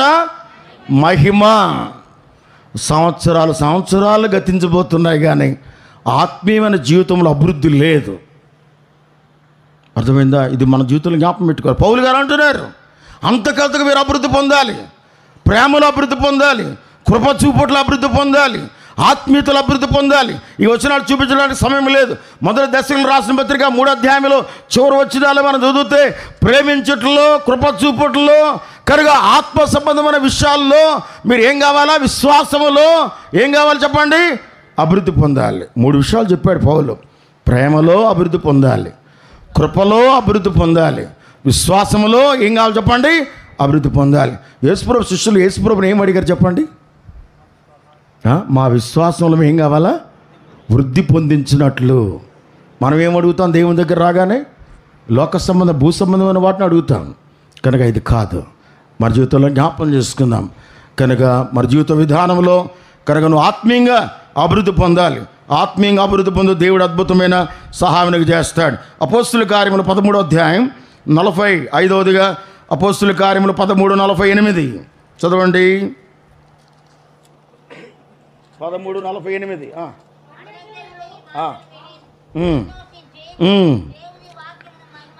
దేవుని వాక్యమును మహింపరిచారు. ఎవరు తెలుసా? అన్యజనులు. కనుక దేవుని వాక్యమును వారు మహింపరిచారంట. అంటే దేవుని వాక్యము ద్వారా దేవునికి ఏం వస్తుంది చెప్పండి? మహిమ వస్తుంది. చూడండి, ఇక్కడ మనం చదువుతాం 47వ వచనం. ఏలయనగా నువ్వు బూదిగంతముల వరకు రక్షణార్థముగా ఉండినట్లుగా నిన్ను అన్యజనులకు వెలుగ్గా ఉంచి ఉన్నానని ప్రభువు మాకు ఆజ్ఞాపించినని. అన్యజనులందరూ ఆ మాటలు విని సంతోషించి దేవుని వాక్యమును ఏం చేశారంట? మహిమపరిచారు. వారందరూ కూడా ఒక సమాజముగా కూడుకున్నారు. అన్యులందరూ చూస్తున్నారు. వారందరి ముందు వారు దేవుని సంగతులు వారికి బయలుపరుస్తూ ఉన్నారు. వారు దేవుని వాక్యాన్ని ప్రకటిస్తున్నారు. ఈ వాక్యము ద్వారా దేవునికి ఏమొచ్చింది? వాళ్ళందరూ కూడా దేవుని వాక్య వినుడు ద్వారా ఆ వాక్యమును వారు ఏం చేస్తున్నారంట? మహిమపరుస్తున్నారు. దాని అర్థం ఏంటి? మన ఇంట్లో కానీ మన జీవితంలో కానీ మనము దేవుని వాక్యాన్ని ఇతరులకు బయలుపరిస్తే వాళ్ళు విన్నవారు ఆ వాక్యాన్ని ఏం చేస్తారు చెప్పండి? ఏం చేస్తారు చెప్పండి? మహిమపరుస్తారు. అంటే నీ ఇంట్లోంచి ఏం బయటికి వెళ్ళాలి? దేవుని వాక్యం వెళ్ళాలి. ఎప్పుడు మనం ఇంట్లో మీటింగ్ పెట్టుకుంటామా? ఒక ఆయన అన్నాడు, మీటింగ్ పెట్టండి కానీ గొట్టాలు పెట్టొద్దు అన్నాడు. ఎందుకు? పక్కింటి వాళ్ళతో ఈయనకి గొడవ. అర్థమైందా? ఈ రోజుల్లో సువార్త కంటే కొంచెం కష్టమైంది కనుక ఎక్కడైనా మీటింగ్ పెడితే మనకు చాలా ఇబ్బంది అయింది. అయితే నీవు ఈ లోకంలో ఎప్పుడైనా కృతజ్ఞత కూడిక ఇంట్లో పెట్టుకొని ఇరుగు పొరుగు వారిని పిలిచి వారికి ఏదైనా ఖర్చు పెట్టి దేవుని వాక్యం వినిపించే పరిస్థితులు ఎప్పుడైనా ఉన్నాయా? ఉన్నాయండి. ఏదో సందర్భాన్ని పురస్కరించుకొని కొంతమంది చేస్తారు దేవునికి వందనాలు, కొంతమంది చెయ్యరు, అట్లనే ఉంటారు. ఏదో రకంగా దేవుని వాక్యాన్ని నువ్వు ప్రకటించే వ్యక్తిగా ఉండాలి. కపెర్నహూములో కనుక ఆ ఇంటిలోనికి యేసు ప్రభువు వెళ్ళాడు. ఆ ఇల్లు ద్వారా అనేక మంది రక్షించబడ్డారు, అనేక మంది రోగులు బాగుపడ్డారు. కనుక పక్షవాతం కలిగిన వాడిని ఒక నలుగురు మోసుకొని వచ్చారు. కనుక వాళ్ళకి ఏం అవసరం? నలుగురు మోసుకొని వచ్చారు. ఈ నలుగురికి ఒక పేరు పెడదాం. ఒకటి ప్రేమ, రెండోది సమర్పణ, మూడోది ఏక మనసు, నాలుగోది విశ్వాసం. ఈ 4 రకాలైన అనుభవాలతో కూడిన మనుషులు పక్షవాతం కలిగిన వాడిని మంచంతో మోసుకొచ్చారు అంటే వాళ్ళకి ఎంత భారం ఉండాలి అన్న. మిమ్మల్ని ఒక మాట అడుగుతాను నేను, ఎవరి రక్షణ కొరకైనంత భారము కలిగిన వారముగా ఉన్నామా? 4 గోళ్ళ కూర్చొని ప్రార్థన చేస్తాం, దానికేం తక్కువ లేదు. నిన్ను వలే నీ పొరుగువారిని ప్రేమించు అన్న మాట ఏంటి చెప్పండి? ప్రభా నిన్ను వలే నీ పొరుగువారిని ప్రేమించు అన్నావు, అదే ఆజ్ఞల్లో మొదలు. అసలు నువ్వు ఎప్పుడైనా చేసేవాడిని? ఎవరిని ప్రేమించాలి? నిన్ను ప్రేమించిన వాళ్ళే ప్రేమించాలా? నీకు ఉపయోగం లేని వాళ్ళని ప్రేమించాలి. ఒకరోజు ఒక పిచ్చిది మందిరం గేటు దగ్గర అరుస్తుంది, అయ్యా భోజనం పెట్టండి. నేను లోపల ఎక్కడో ఉండి అక్కడ వినపడుతుంది. ఈ సిస్టర్లు పని మొదలెట్టారంటే ఇంకెవడ మాట వినరాళ్ళు, హాల్లో నిమగ్గులు అయిపోయారు వాళ్ళు. చూడండి, 4 సిస్టర్స్ కూర్చున్నారు అనుకోండి మందిరంలో, 5వ సిస్టర్కి పెట్టేస్తారు ఎర్త్. అర్థమైందో? అందుకే 4 కూర్చొని మాట్లాడుకుంటున్నారు. వీళ్ళకి అర్థం కాల. నేను లోపల నుంచి బయటకు వచ్చాను, ఏమ్మా మీకు వినపడిందా అంటే, అన్నా లేదన్నా, చూడు గేటు దగ్గర ఎవరున్నారో వెళ్ళండి అని పంపించాను. ఒక పిచ్చిది ఆకలేస్తుందండి, లోపల తీసుకుని అంటారు. ఏం లేదు వెళ్ళిపో అంటున్నారు. వద్దొద్దు, పిల్లలు లోపల పిల్లు, ఆడ కూర్చోబెట్టండి వరండాలో, ఆమె తీసుకొచ్చి భోజనం పెట్టండి. ఆ పిచ్చిదైతే మనిషి కాదా? మీ అనుభవాలు ఎప్పుడైనా ఇలాంటివి చేశారండి? మీకేం తెలుసా మేము చేసిన పనులు ఎంత గొప్పవి అనుకోవచ్చు, ఒకవేళ చేయవచ్చు, ప్రభు స్తోత్రం. ఇంకా ఎవరైనా చేయకపోతే దేవుడు నీతో మాట్లాడుతున్నాడు. నువ్వు వాక్యాన్ని ప్రకటించు, వాక్యము చెప్పు. ఏదో ఒక రూపములో దేవుని వాక్యాన్ని ఇతరులకు అందించాలి. అన్యులందరూ కూడా వాక్యాన్ని విని వాక్యాన్ని బట్టి దేవునికి ఏం చేశారంటే వాళ్ళు మహిమపరిచారు. ప్రియమైన సహోదరుడు సహోదరి, నీ ఇంటిలో నుండి దేవుని స్వరం బయటికి వెళ్ళాలి. వాళ్ళు మోసుకొని వచ్చారు. మోసుకొని వస్తే లోపల ఇంటి లోపల బయట జనాలతో కిక్కిరిసిపోయింది. యేసుప్రభు లోపల సువార్త చెప్తున్నారు. అనేక మంది, చాలామంది వచ్చారు ఆ ఇంటికి. అనేక రోగులు వచ్చారు, అనేక మంది వచ్చారు. కనుక ఈ 4గురికి మంచి ఆలోచన వచ్చింది. ఎట్లయినా యేసుప్రభు దగ్గరికి మంచం దించాలంటే ఏం చేయాలా? పైకి ఎక్కారు, కప్పు అంతా తీసేశారు. అది పెంకిటిల్లు కావచ్చు, పైకి పెంకులని పక్కా తీశారు. పక్కా తీస్తే ఏమొస్తుందన్నా? శబ్దం రావాలి. కింద కూర్చున్న వాళ్ళు వాక్యములో నిమగ్నులయ్యారు. ఏ శబ్దమైనా కూడా వాళ్ళు వినట్లే. ఆఖరిగా మంచం పట్టి అంత సందు చేశారంటే ఏం కొయ్యాలన్నా చెప్పండి? ఏం కొయ్యాలన్నా? మంచం పట్టాలంటే ఏం కొయ్యాలా? దూలాలు కొయ్యాలా? ముందు రక్షించబడిన వాళ్ళు అందరూ కొయ్యబడాలా ఇతరుల రక్షణ కొరకు. వాళ్ళు దూలాలు కోసారు. మంచం అలాగే యేసు దగ్గరికి వచ్చేసింది. ఒకవేళ ఓనర్స్ కానీ, ఒకవేళ బ్రదర్ ఏమి గొడవ చేయలేదు ఆ ఇంటి ఓనరు, ఒకవేళ సిస్టర్ గారు ఎవడు రాడు పైకి ఎక్కాడు ఒకవేళ అంటే, మన ఇల్లు ద్వారా దేవునికి మహిమ వస్తుంది. ఇల్లు పోతే పోనే, ఇల్లు ఇచ్చేవాడే లోపల ఉన్నాడు, సృష్టికర్తను దేవుడే లోపల ఉన్నాడు. వాళ్ళు కాముగా ఉన్నారు. ఒకసారి ఆలోచించండి, వాళ్ళు కాముగా ఉన్నారు. మన ఇల్లు అనేక మందికి ఆశీర్వాద కారణంగా మార్చగలిగిన దేవుడు ఇక్కడ ఉన్నాడు. ఇల్లు పోతే పోనే, ఒక వ్యక్తి రక్షించబడాలా. ఆ ఇంటి ద్వారా అనేక మంది రక్షించబడ్డారు. వాక్యం చెప్పబడింది, ఆ ఇంటి ద్వారా దేవునికి మహిమ వచ్చింది. ఇలా ఎందుకు చెప్తున్నాడు ఈ మాట? ప్రియమైన అక్క, చెల్లి, తమ్ముడు, దేవుడు నీకు మంచి ఇల్లు ఇచ్చాడు. ఆ ఇంటి ద్వారా ఎవరు రక్షించబడ్డారా? నీ ఇంటి ద్వారా కూడా దేవునికి మహిమ రావాలి. వాక్యమును బట్టి వాళ్ళు దేవుని మహిమపరిచారు. వాళ్ళు అభివృద్ధి పొందారు, దేవునికి మహిమ వచ్చింది. కనుక 6వదిగా చదవండి, మత్తయి సువార్త 5వ అధ్యాయం. ముగిస్తాను. మత్తయి సువార్త 5వ అధ్యాయం 16వ వచనం. 5:16. బాబు యవనస్తులు చదవండి. 5:16.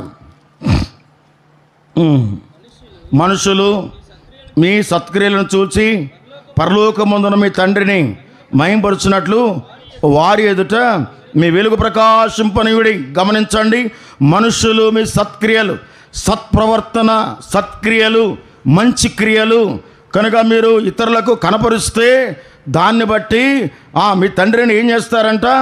మహిమపరుస్తారు. వారి ఎదుట మీ వెలుగు ప్రకాశింపనీయుడి. నీలో చీకటి కనపడకూడదు. మనుషులు ఎదుట మీ సత్క్రియల వలన దేవునికి ఏమొస్తుందో, ఏం రావాలి చెప్పండి? మహిమ రావాలి. కయ్యంతో అన్నాడు దేవుడు, హేబేల్ని చంపేశాడు, పొలాన్ని తీసుకెళ్ళాడు. అరే తమ్ముడా, పొలానికి వెళ్దాంరా. అలా తీసుకెళ్ళాడు. అమాయకుడు హేబేలు అక్కడికి వెళ్ళిన తర్వాత కత్తి తీసుకొని ఒకే దెబ్బకి నరికి పాడేశాడు. హేబేలు రక్తం మరపెడుతుంది. అప్పుడు ఏమి ఎరగనట్టుగా వచ్చి కూర్చున్నాడు. దేవుడు మాట్లాడుతున్నాడు, కయ్యనో నీ తమ్ముడు ఎక్కడా? నీ తమ్ముడు ఎక్కడా అంటే ఏం చెప్పాడండి ఆన్సరు? నన్ను అడుగుతావేంట? మన భాషలో నన్ను అడుగుతావేంటి? నా తమ్ముడికి నేను కావాలవాడినా? అమ్మా నువ్వు వచ్చావు, బ్రదర్ గారు ఏరి? ఏమోనండి. ఏమో ఆన్సర్ అదే. కొంతమంది చూడండి బలి చెప్తారు, ఏమో ఆయన ఎక్కడ పోయాడు.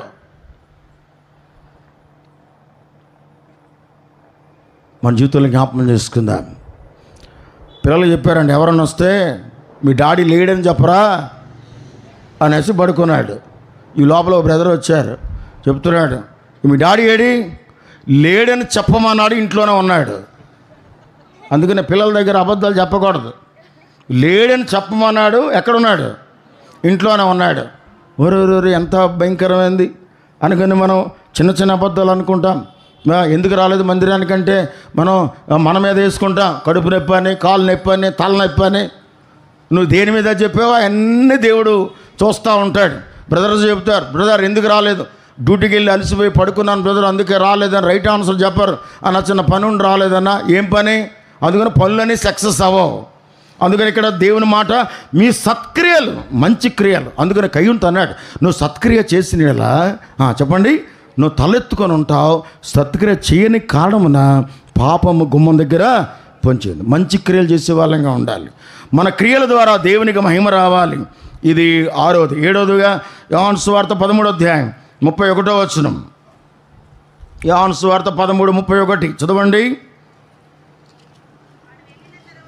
వాడు వెళ్ళిన తర్వాత యేసు ఇట్లా, నేను ఇప్పుడు రైట్ నౌ, ఇప్పుడు మనుష్య కుమారుడు మహింపరచబడ్డాడు. ఎప్పుడు తెలుసా? వాడు వెళ్ళిన తర్వాత. వాడెవడు? ఇస్కరియోతు యూదా. ఇస్కరియోతు యూదా లాంటి వాళ్ళు సంఘములో ఉన్నంత కాలం దేవునికి మహిమ రాదు. వాడు వెళ్ళిపోవాలి. అక్కడ ఆ మాట చూడండి, వాడు వెళ్ళిన తర్వాతనే 14వ అధ్యాయం అనగా దేవుని నివాస స్థలం గురించి మాట్లాడాడు. 15వ అధ్యాయంలో ఫలభరితమైన క్రైస్తవ జీవితం గురించి మాట్లాడాడు. కనుక అన్నీ మాట్లాడేటప్పుడు ఎవరు లేడు? ఇస్కరియోతు యూదా. ఇస్కరియోతు యూదా ఉన్నంత కాలం దేవుని ఇంటిలో దేవునికి మహిమ రాదు. ఇస్కరియోతు యూదాలో ఉన్న గ్రేట్ క్వాలిటీస్ ఏంటి చెప్పండి? అవి ఎందుకండి మనకి? వాడి గురించి కూడా పరిశుద్ధాత్ముడు రాసి పెట్టాడు. వాడు దొంగ, వాడు దోచుకునేవాడు. చూడండి దేవుడు ఎంత గొప్ప దేవుడు. పేతురికి యాహానికి ఒళ్ళు మండిపోతుంది. వాడి గురించి చెప్పారు రాగానే. వాడు మనోడు కాదండి, వాడు ఏ రోజు వాడి చేతిలో నుండి వచ్చాడు మన దగ్గరికి అంటే రాగానే ట్రెజరర్ జాబ్ వాడికి ఇచ్చాడు. ఏం మాట్లాడతలా. పేతురు చాలా దుడుకు, గబుక్కుని మాట్లాడేస్తాడు. ఏం మాట్లాడలా. యోహాను గోకుతున్నాడేమో. యోహాను కూడా ఏం మాట్లాడలా. యాకోబును, రే మనకి ఎందుకు లేనిపోయిన తలకనే మామూలుగా ఉండు. వాడి దినం వచ్చేంత వరకు కూడా దేవుడు మౌనంగానే ఉన్నాడు. కొన్ని సందర్భాల్లో దేవుని సంఘంలో మనం మౌనంగా ఉండి దేవునికి అప్పగించుకోవాలి. మన జీవితంలో జ్ఞాపకం చేసుకోవాలి. ఇవన్నీ సూత్రాలు ఆత్మీయంగా. వాడు బయటికి వెళ్ళిన తర్వాత అంటే అర్థం ఏంటి? ఇస్కరియోతు యూదా లాంటి స్వభావం మనలో ఉండకూడదు. వాడు మనలో ఉన్నంత కాలం మన ద్వారా దేవునికి మహిమ రాదు. దేవుని మహిమ రాదు. ఎవరన్నా వచ్చి అత్తరు యేసుప్రభు పోస్తుంటే వచ్చేసి, అమ్మాయి ఏంటిది మరి అమ్మా, ఏ బుద్ధి ఉందా నీకేమన్నా, ఈ డబ్బులు ఎంత విలువైనది ఇది, అది బేదలకు ఏమన్నా ఇవ్వచ్చు కదా, బేదల మీద కనికరం లేదు, అట్లా చెప్తున్నాడు. కొంతమంది సంఘాలు చూడండి, ఉచిత సలహాలు చెప్తారు. వాళ్ళు ఎప్పుడు సమర్పించుకోరు, ఎప్పుడు త్యాగం చేయరు. ఉచిత సలహాలు మాత్రం చెప్తూ ఉంటారు, వాళ్ళు కష్టపడరు. అందుకనే ఇస్కరియోతు లాంటి మైండ్ మన జీవితంలో ఉండకూడదు. చివరిగా ఒక మాట చెప్పి నేను ముగిస్తాను. ప్రేమైన సహోదరుడు, సహోదరి, దేవుడిని ప్రేమించాడు ఎందుకు తెలుసా? దేవుడిని ఆశపడుతున్నాడు ఎందుకు తెలుసా? నువ్వు ఫలిస్తావని. అంజూరపు దగ్గరికి వెళ్ళి దీనంగా చూశాడు. ఆకలేసింది ఆయనకి. ఒక పండున దొరుకుద్దేమో అనుకున్నాడు. వెళ్ళి చూశాడు, ఆకులు తప్ప ఫలాలు లేవు. ఈనాడు సంఘంలో ఆకులు ఉన్నాయి, కూడికలు ఉన్నాయి, వీబీఎస్లు ఉన్నాయి, యూత్ మీటింగ్లు ఉన్నాయి, అన్ని రకాలైన కూడికలు ఉన్నాయి, ఆకులు ఫలాలు లేవు. నీలో ఆత్మ సంబంధమైన ఫలాలు ఉన్నాయా? రండి చదవండి. యోహాను సువార్త 15వ అధ్యాయం 8వ వచనం. అందరూ చదవండి, అందరూ చదవండి, అందరూ చదవండి, అందరూ చదవండి. మీరు బహుగా ఫలించడం వలన నా తండ్రి మహిమపరచబడును. Praise the lord. నువ్వు బహుగా ఫలించడం వలన నా తండ్రి ఏమవుతా చెప్పండి? మహిమపరచబడతాడు. దేవునికి మహిమ రావట్లేదంటే అర్థమేంటి తెలుసా? ఆత్మ సంబంధమైన ఫలభరితమైన జీవితం నీకు లేదు. మొట్టమొదటి ఫలం ఏంటి తెలుసా? మారు మనసుకు తగిన ఫలం. మంచి ఫలం ఫలించని ప్రతి చెట్టు కూడా ఏమవుతుందన్నా? నరకబడి ఎక్కడేస్తాడట? మారుమనసు పొందాం కానీ కోపం పోలేదు, మారుమనసు పొందే కానీ అబద్ధాలు బాలా, మారుమనసు పొందే కానీ చెడుతనం బాలా. మారుమనసు పొందామంటే మన జీవితంలో ఆ మార్పు మన జీవితంలో కనబడట్లేదు. చాలా విచారం. ఈ భూమి మీద మనం అందరం కూడా మారుమనసు తగిన ఫలాలు మనం ఫలించాలి. కనుక ఇంకో మాట మనం చదువుతాం. ఎఫెసీయులకు రాసిన వెలుగు ఫలం అనగా మంచితనం, విశ్వాసం. కనుక గుడ్నెస్, కనుక మంచితనం, విశ్వాసం, వెలుగు ఫలం చాలా ప్రాముఖ్యమైనది. ఆత్మ సంబంధమైన ఫలము గలతీయులకు రాసిన పత్రికలో మనం చదువుతాం. దాంట్లో ఆత్మ ఫలాల చెప్పండి. ఫలము ఒకటే, దాంట్లో బ్రాంచెస్ ఉన్నాయి, దాని రుచులు వేరు. దాంట్లో మొట్టమొదటి ఏం చెప్పండి? ప్రేమ. అదే దేవుని ప్రేమ అయి ఉండాలి. కల్మషము లేని ప్రేమ కలిగిన వారంగా ఉండాలి. నిష్కపటమైన ప్రేమ కలిగిన వారంగా ఉండాలి. దేవుని ప్రేమ చాలా గొప్పది. అలాంటి ప్రేమ మనలో ఆ పండు రాలిపోయింది, మనలో అసూయ వచ్చింది. ప్రేమ ఉంటే మిగిలిన అన్నీ చైనది, అవన్నీ ఉండాలి నీలో. జీవితాలు జ్ఞాపకం చేసుకో. జీవితాలు మాదంతా పల్లెటూరు కదా, కనుక వాళ్ళు ఏదైనా ఉందనుకోండి, కోడి మీద కుక్కనో తిడతా ఉంటారు వాళ్ళు. అర్థమైందా? ఈ మాయదారి కుక్క ఎప్పుడు చచ్చిపోద్దో, అర్థమైంది? ఈ మాయదారి కోడి ఎప్పుడు చచ్చిపోద్దో, ఎప్పుడు రాలిపోద్దో అని మాట్లాడదు. వీళ్ళు అలాగే తిట్టుకున్నారు. ఈ మధ్యన అలా బండేసుకు వెళ్ళాను, నాకు సిగ్గేసి అటు వెళ్ళిపోయాను. ఆ ఎలిజబెత్ అమ్మ ఇక్కడ ఎవరు లేరు కదమ్మా ఎలిజబెత్లు. ఆ ఎలిజబెత్ అక్క ఏం తిడుతుందండి బాబు, మామూలు కాదు. సెప్టి ట్యాంక్ అన్న నయం, బండ బూతులు తిట్టేస్తుంది. ఈ లోపల నేను ఎక్కడ వెళ్ళి ఆగాను, హెల్మెట్ చూసుకోలేదు, హెల్మెట్ తీయలేదు. నేను వింటున్నా అన్నీ. ఏం సంగతి ఆదివారం చెప్దాం అనుకున్నాను. అంటున్నాను, ఇలా తీసాను. అన్నా ప్రెసిడెంట్ అన్నా, ప్రెసిడెంట్ ఏం చేస్తావా అని వీళ్ళందరూ. అక్క ఎంత మోసం అక్క, నువ్వు ఎంత మోసం నువ్వు. బజార్ని ఎట్టుంటే బెదర్ని ఎట్లా లేపుతున్నావు అక్క, ఫ్రై చేస్తున్నట్టున్నావు నువ్వు ఆయన్ని, అందుకాడు ఇంట్లో ఉండలేదని చెప్పాను నేను. ఇప్పుడు ఆయన అంటాడు, ఇప్పుడు అర్థమైందన్నా అక్క ఫైర్, ఇప్పుడు అర్థమైందా అమ్మా, మీరు ఫైర్ పెట్టారంటే ఎవడు ఆగడు. అందుకని మన జీవితంలో మనం జ్ఞాపకం పెట్టుకోవాలి, ఆత్మ సంబంధమైన ఫలాలు ఫలించని ప్రతి చెట్టును బట్టి దేవుడు బాధపడుతున్నాడు. అంజూరపు చెట్టు గురించి ఆశపడ్డాడు. ఒక్క పండు కూడా దొరకలేదు. ఇది శపించబడును గాక. ఈనాడు ఎందుకు దేవుని ప్రజలు మన ఫలాలను బట్టి దేవునికి మహిమ రావాలి. ఫలభరితమైన జీవితం జీవిద్దాం, దేవుని కొరకు బ్రతుకుదాం, మనం ఫలించాలి. ఒక చెట్టు ఫలించాలంటే ఏం చేయాలా? యోహాను సువార్తలో మంచి మాట ఉందన్న. మొదటి వచనంలో ఏముంది చూడండి. ఒక చెట్టు ఫలించాలంటే ఆ చెట్టుని ఏం చేయాలి? చదవండి, ముచ్చ చెప్పి నేను ముగిస్తాను. చదవండి మొదటి 2 వచనాలు. ద్రాక్షవల్లి నేను, మీరు తీగలు. నాలో ఫలింపని ప్రతి తీగ ఏం చేస్తా అన్నాడు? పనికిరాని, అక్కడ ఒక మాట ఉంది చూడండి, పనికిరాని తీగను తీసివేసి మరి ఎక్కువగా ఫలించటానికి. మనం ఫలించాలంటే మనలో ఏం తీసేయాలో చెప్పండి? పనికిరాని, పనికొచ్చే మన జీవితంలో ఉండే పనికిరాని తీగలన్నీ ఉన్నాయి, అవి కట్ చేయాలి. నేను అప్పుడప్పుడు గార్డెన్ వర్క్ చేస్తాను మందిరంలో. మా సేవకురాలు అంటే, నీ చేత కాదులే ఉన్నాయి బీకేస్తావు, నువ్వు ఒకడు అర్థమైందా? ఎందుకు ఆమె ఎన్నో చెత్త అంతే అంటే ఆమెకి ఇష్టం, అన్ని చక్కగా కట్ చేసుకుంటూ ఉంటుంది. అవి కట్ చేయాలి. గులాబీ పుష్పాలు మా దగ్గర చాలా ఉంటాయి అన్నీ. నేను అంటాను సిస్టర్స్ని, చూడడమే, ఎవరు కూడా చేయి ముట్టుకోవద్దు. అంటే ఆ కలర్స్ చూడండి, రకరకాల కలర్లు ఉంటాయి, ఇన్ని ఉంటాయి, అన్నీ వైట్, పింక్, ఆరెంజ్, అన్ని రకాలు చూస్తే ఆడపిల్లందరూ ఇల్లు అక్కడికి వెళ్ళి ఆలోచిస్తారు, ఇది తీసేద్దామా అని. నేను అక్కడి నుంచి చూస్తాను నేను. అర్థమైందా? పాపం అట్లనే ఉన్నారు, నేర్చుకున్నారు. అర్థమైందా? కొంతమంది చూడండి మందిరానికి వచ్చేటప్పుడు దేవదూతల్లాగా ఉంటారు. ఫంక్షన్గా చూడండి ఎట్లా ఉంటారు, ఒకసారి మీరు వెళ్ళి ఫంక్షన్లో చూడండి. ఒక హెడ్ మాస్టర్గా పనిచేస్తున్న ఒక అక్క ఈ సండే స్కూల్ స్టూడెంట్ బస్సులో కనపడిందంట. ఆంటీ ప్రైజ్ లార్డ్ అని చెప్తే, హే బయట మేడం, మందిరంలో ఆంటీ, ఎవడరా నువ్వు అంటే ఇంత పొడుగు మల్లెపూలు పెట్టిందంట. వీడు వచ్చి చెప్తున్నాడు, అంకుల్ ఆంటీ కనపడింది నాకు. రే ఆగరా, నేను చంపేద్దరా స్కూల్లో, ఇంకా నిన్ను బతకనివ్వదరా. ఇంత పొడుగు అంటే మనం ఎలా, మన పిల్లలకి అట్లా కనపడితే పిల్లలు ఏమనుకుంటారు? అరవిందం గారు పెద్ద కుమార్తె అడిగిందంట, డాడీ ఒకసారి పూలు పెట్టుకుంటానని అడిగితే ఆయన చెప్పాడట, పూలు పెట్టుకున్న వాళ్ళందరూ దయ్యాలమ్మా, అట్లా పెట్టుకోకూడదే, అట్లా పెట్టుకోవద్దని అని చెప్తే, ఒక ఆదివారం ఒక అక్క పూలు పెట్టుకొని వస్తుంది మందిరానికి. వస్తుంటే నాన్నగారు పెద్ద దయ్యం వచ్చేస్తుంది మందిరంలో కంటే, నేను ఉలుక్కుబడి బయటకు వచ్చాడంట. ఏంద్రా బాబు అని బయటకు వస్తే ఇంకేం సంఘ పెద్ద భార్య. అప్పుడు చెప్పాడంట, అమ్మా ఆగా, గొడవ చేయబాక, గొడవ చేయబాక. అర్థమైందా? ఎన్ని దైవజనుడు ఎన్ని నేర్పించాడు మనకి. ఈనాడు ఫలాలు ఉన్నాయా? ఫలాలు లేకపోతే మన జీవితంలో ఏది కత్తిరించాలో, ఏది మనకు చెడు అలవాటు ఉంది, ఏది మనకు అసభ్యం ఉంది, ఏది చెడు తనం ఉంది, ఇతరుల మీద నీకు దండం పెట్టి చెప్తున్నాను, ఇతరుల గురించి చెడు మాట మాట్లాడకండి.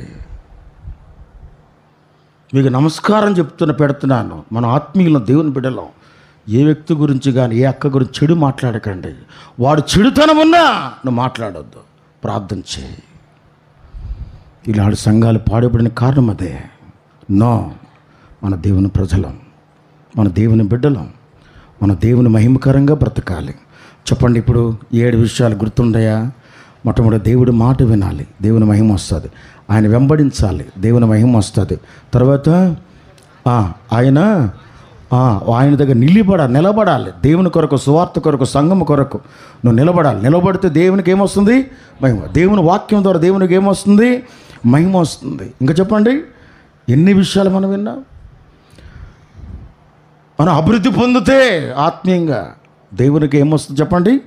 ఏ విషయాలు అభివృద్ధి పొందాలా? ప్రేమించట్లో, విశ్వాసంలో, కృపచూపుట్లో. దశలకు రాసిన పత్రిక 3వ అధ్యాయం మీరు ఇంటికి వెళ్ళిన తర్వాత చదవండి. మన జీవితంలో ఇస్కరయేతుగా ఉన్నంతకాలం మన జీవితంలో దేవునికి ఏం రాదు? మహిమ రాదు. మనం ఫలించాలి మనం ఫలించాలి. ఈనాడు దేవునికి బిడ్డలను ఇచ్చాడు, వాళ్ళ ద్వారా దేవుని మహిమ రావాలి. వాళ్ళ గురించి ఏడవాలి తల్లులు. అర్థమైందా? వాళ్ళ మా అమ్మ నన్ను కన్నా నా తల్లి, అర్థమైందా? 3 గంటలకు లేచి ప్రార్థన మొదలుపెట్టేది. బక్సింగ్ గారు మా ఇంటికి చాలాసార్లు రావడం మాకు తెలుసు. 3 గంటలకు ఆ దినాల్లో అట్లా కష్టపడ్డారు. అర్థమైందా? కొన్ని సందర్భాల్లో 10వ భాగం వాళ్ళు తీసుకొని రాబడి మందిరానికి ఇచ్చారు. 10వ భాగం వాళ్ళు, ఆ దినాలు ఎంత జీతం తక్కువ, 10వ భాగం వాళ్ళు తీసుకొని మందిరం ఉన్న సొమ్మంతా కూడా వాళ్ళకి ఇచ్చారు. అలాగే మందిరాలు కట్టబడ్డ ఆ దినాల్లో దేవజుడు బక్సింగ్ గారు పరిచయం ఎంతో గొప్పది, మామూలుది కాదు. ఈనాడు మనం అందరం కూడా ఆ దేవజుడి యొక్క ప్రార్థనే. ఈనాడు నీ ప్రార్థన ద్వారా కొద్దిమంది అయినా రక్షణలోనికి రావాలి. పనికిరానన్నీ తీసి పడేయాలి. కనుక ఏది మనకు అవసరం? సత్క్రియల వలన దేవునికి ఏం కావాలా? మహిమ రావాలి. కనుక మనం ఫలించడం వలన దేవునికి మహిమ రావాలి. మొక్కల మీదకి రండి. మన జీవితం ఎలాగుంది? నేను ఎందుకు చేశాడు తెలుసా? నా మహిమ నిమిత్తం అన్నాడు. దేవుని మహిమ లోక సంబంధమైన మహిమ కొరకు కాదు. ఈనాడు దేవునికి మహిమ తీసుకురావడానికే దేవుడి నీకు ఒక మందిరం, ఒక సహవాసం, వాక్యం, దేవుని సన్నిధి నీకు అనుగ్రహించబడింది. మోకాళ్ళ మీదకి రండి. దేవుని మహిమ తీసుకురావడానికి దినాల్లో, ఈ చివరి దినాల్లో ఉన్నాం కనుక దేవుని కొరకు బ్రతుకుదాం, అనేక మందిని బ్రతికిద్దాం. ప్రభు ఆ రీతిగా తన కృప మన పక్షంగా విస్తరింప చేయబడును గాక. ప్రార్థన చేసుకుందాం.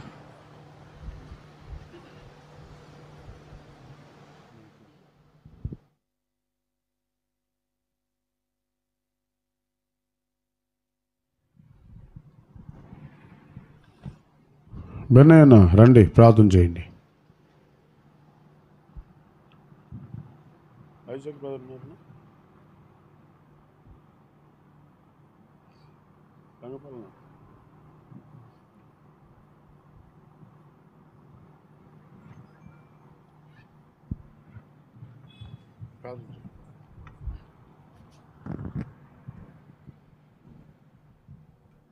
ప్రార్థన. మా ప్రేమగల ప్రియ పరలోకపు తండ్రి, మా నమ్మకమైన గొప్ప దేవ, నీ ప్రియ కుమారుడు, మా రక్షకుడు యేసు క్రీస్తు నామం పేరట నీ ఘనమైన పాదాలకు వందనాలు, స్తోత్రాలు చెల్లిస్తున్నాం. రాత్రికాల సమయంలో దేవుని గూర్చిన మహిమ అది ఎంతో అద్భుతమైనది, ఉన్నతమైనది, మానవ కోటికి జ్ఞానముకు అందనది. దేవుని వాక్యం సెలవిస్తుంది, దేవుని గూర్చిన జ్ఞానము అందరికీ లేదు ప్రపంచములో. దేవా, ఆ జ్ఞానము ఉంటే యేసు ప్రభువును సిలువ వేసేవారు కాదు. తండ్రి, నీ ఘనమైన పాదములకు వందనములు, స్తోత్రములు చెల్లిస్తున్నాం. ఈ రాత్రికాల సమయంలో ఎందరైతే తండ్రి నీ వాక్యమును విన్నారో వారిలో ఒక నూతన కార్యము జరిగించి నీ నామానికి మహిమ తెచ్చుకోమని ప్రార్థిస్తున్నాం. సాయం చేయండి. ప్రతి మాట, ప్రతి వచనము ఏది కూడా వ్యర్థము కాదని దేవా మీరే బయలుపరిచినారు. లోకములో అనేకులు నశించి నరకానికి వెళుతున్నారు. అయితే దేవుడు అంటున్నాడు, ఎవరు నశించుట దేవునికి ఇష్టము లేదు. కనుక మా ప్రభువా, బేతేలు ప్రార్థనా మందిరంలో మీరు చేసినటువంటి ఈ పరిచర్యను మీరు జ్ఞాపం చేసుకోమని ప్రార్థిస్తున్నాం. సాయం చేయండి. ఎందరైతే ఈ మైక్ ద్వారా తండ్రి నీ శబ్దమును, నీ వాక్యమును విన్నారో నీ దాసుని ద్వారా తండ్రి వారిలో నూతన కార్యము జరిగించమని ప్రార్థిస్తున్నాం. సహాయం చేయండి. చేరి వచ్చిన మమ్మల్ందరినీ దృష్టించమని, మా జీవితాల ద్వారా దేవునికి మహిమ కలుగునట్లు కృప చూపెట్టమని, మా సహవాసము ద్వారా దేవునికి మహిమ కలిగినట్లు కృప చూపెట్టమని ప్రార్థిస్తున్నాం. సాయం చేయండి. ఈ సహవాసము, దేవునితో సహవాసము చేయుట అది ఎంత ధన్యకరమైనదో, ఎంత ఉన్నతమైనదో, శ్రేష్టమైనదో దేవా మేము గ్రహించినట్లు తండ్రి కృప చూపెడుతున్నామని ప్రార్థిస్తున్నాం. సాయం చేయండి. మరొక తొలి మమ్మల్ందరినీ నీ దయగల చేతులకు అప్పచెప్పుకుంటూ నీ ప్రియ కుమారుడు యేసు క్రీస్తు నామం పేరట ప్రార్థించి స్తుతించి వేడుకొంచున్నాము తండ్రి. ఆమెన్.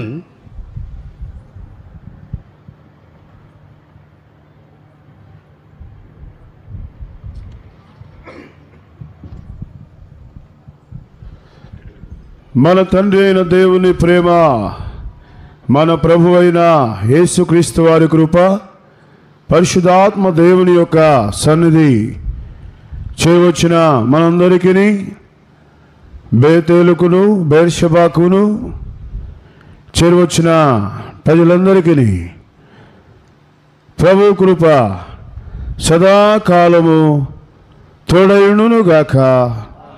ఆమేన్. కోల్పోతిమిని మహిమను మాతి క్రమముల వలన, కోల్పోతిమిని మహిమను మాతి క్రమముల వలన, క్షమించి నింపుము దేవా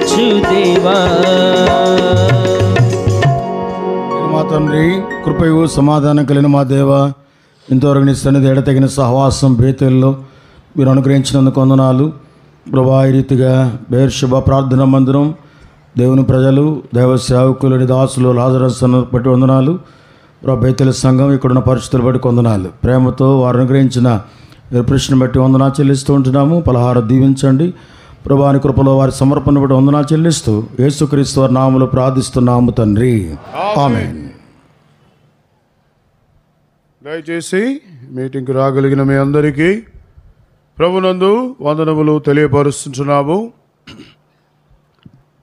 రేపు ఉదయకాలము ఆరాధన బెర్షెబాలో 9 గంటలకే ప్రారంభించబడుతుంది. గమనించండి, మరి బాప్టిజమ్స్ ఉన్న కారణం చేత ఉదయకాలము 9 గంటలకే మరి ఆరాధన కార్యక్రమం ప్రారంభించబడుతుంది. ఎవరైతే బాప్టిజమ్స్ తీసుకునే వాళ్ళుగా ఉంటున్నారో వాళ్ళు ఒక జత ఎగస్ట్రా బట్టలు తెచ్చుకోండి.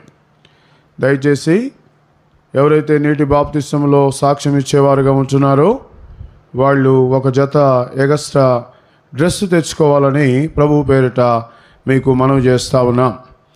మిమ్మల్ని అందరినీ కూడా ప్రేమపూర్వకముగా ఆహ్వానం తెలుపుతున్నాము. ఆ రీతిగా ఇంకా మిగతా అనౌన్స్మెంట్స్ బెర్షెబాలో ప్రకటిస్తాము. మరి ఇక్కడ స్థానిక సంఘము బేతేలు కొరకు కూడా ప్రార్థన చేయండి. మరి దయచేసి వాళ్ళు సిద్ధపరిచిన దానిలో పాలు పొందాలని ప్రభు పేరిట మీకు మనవి చేస్తుంటున్నాం. అందరికీ praise the lord, praise the lord, praise the lord.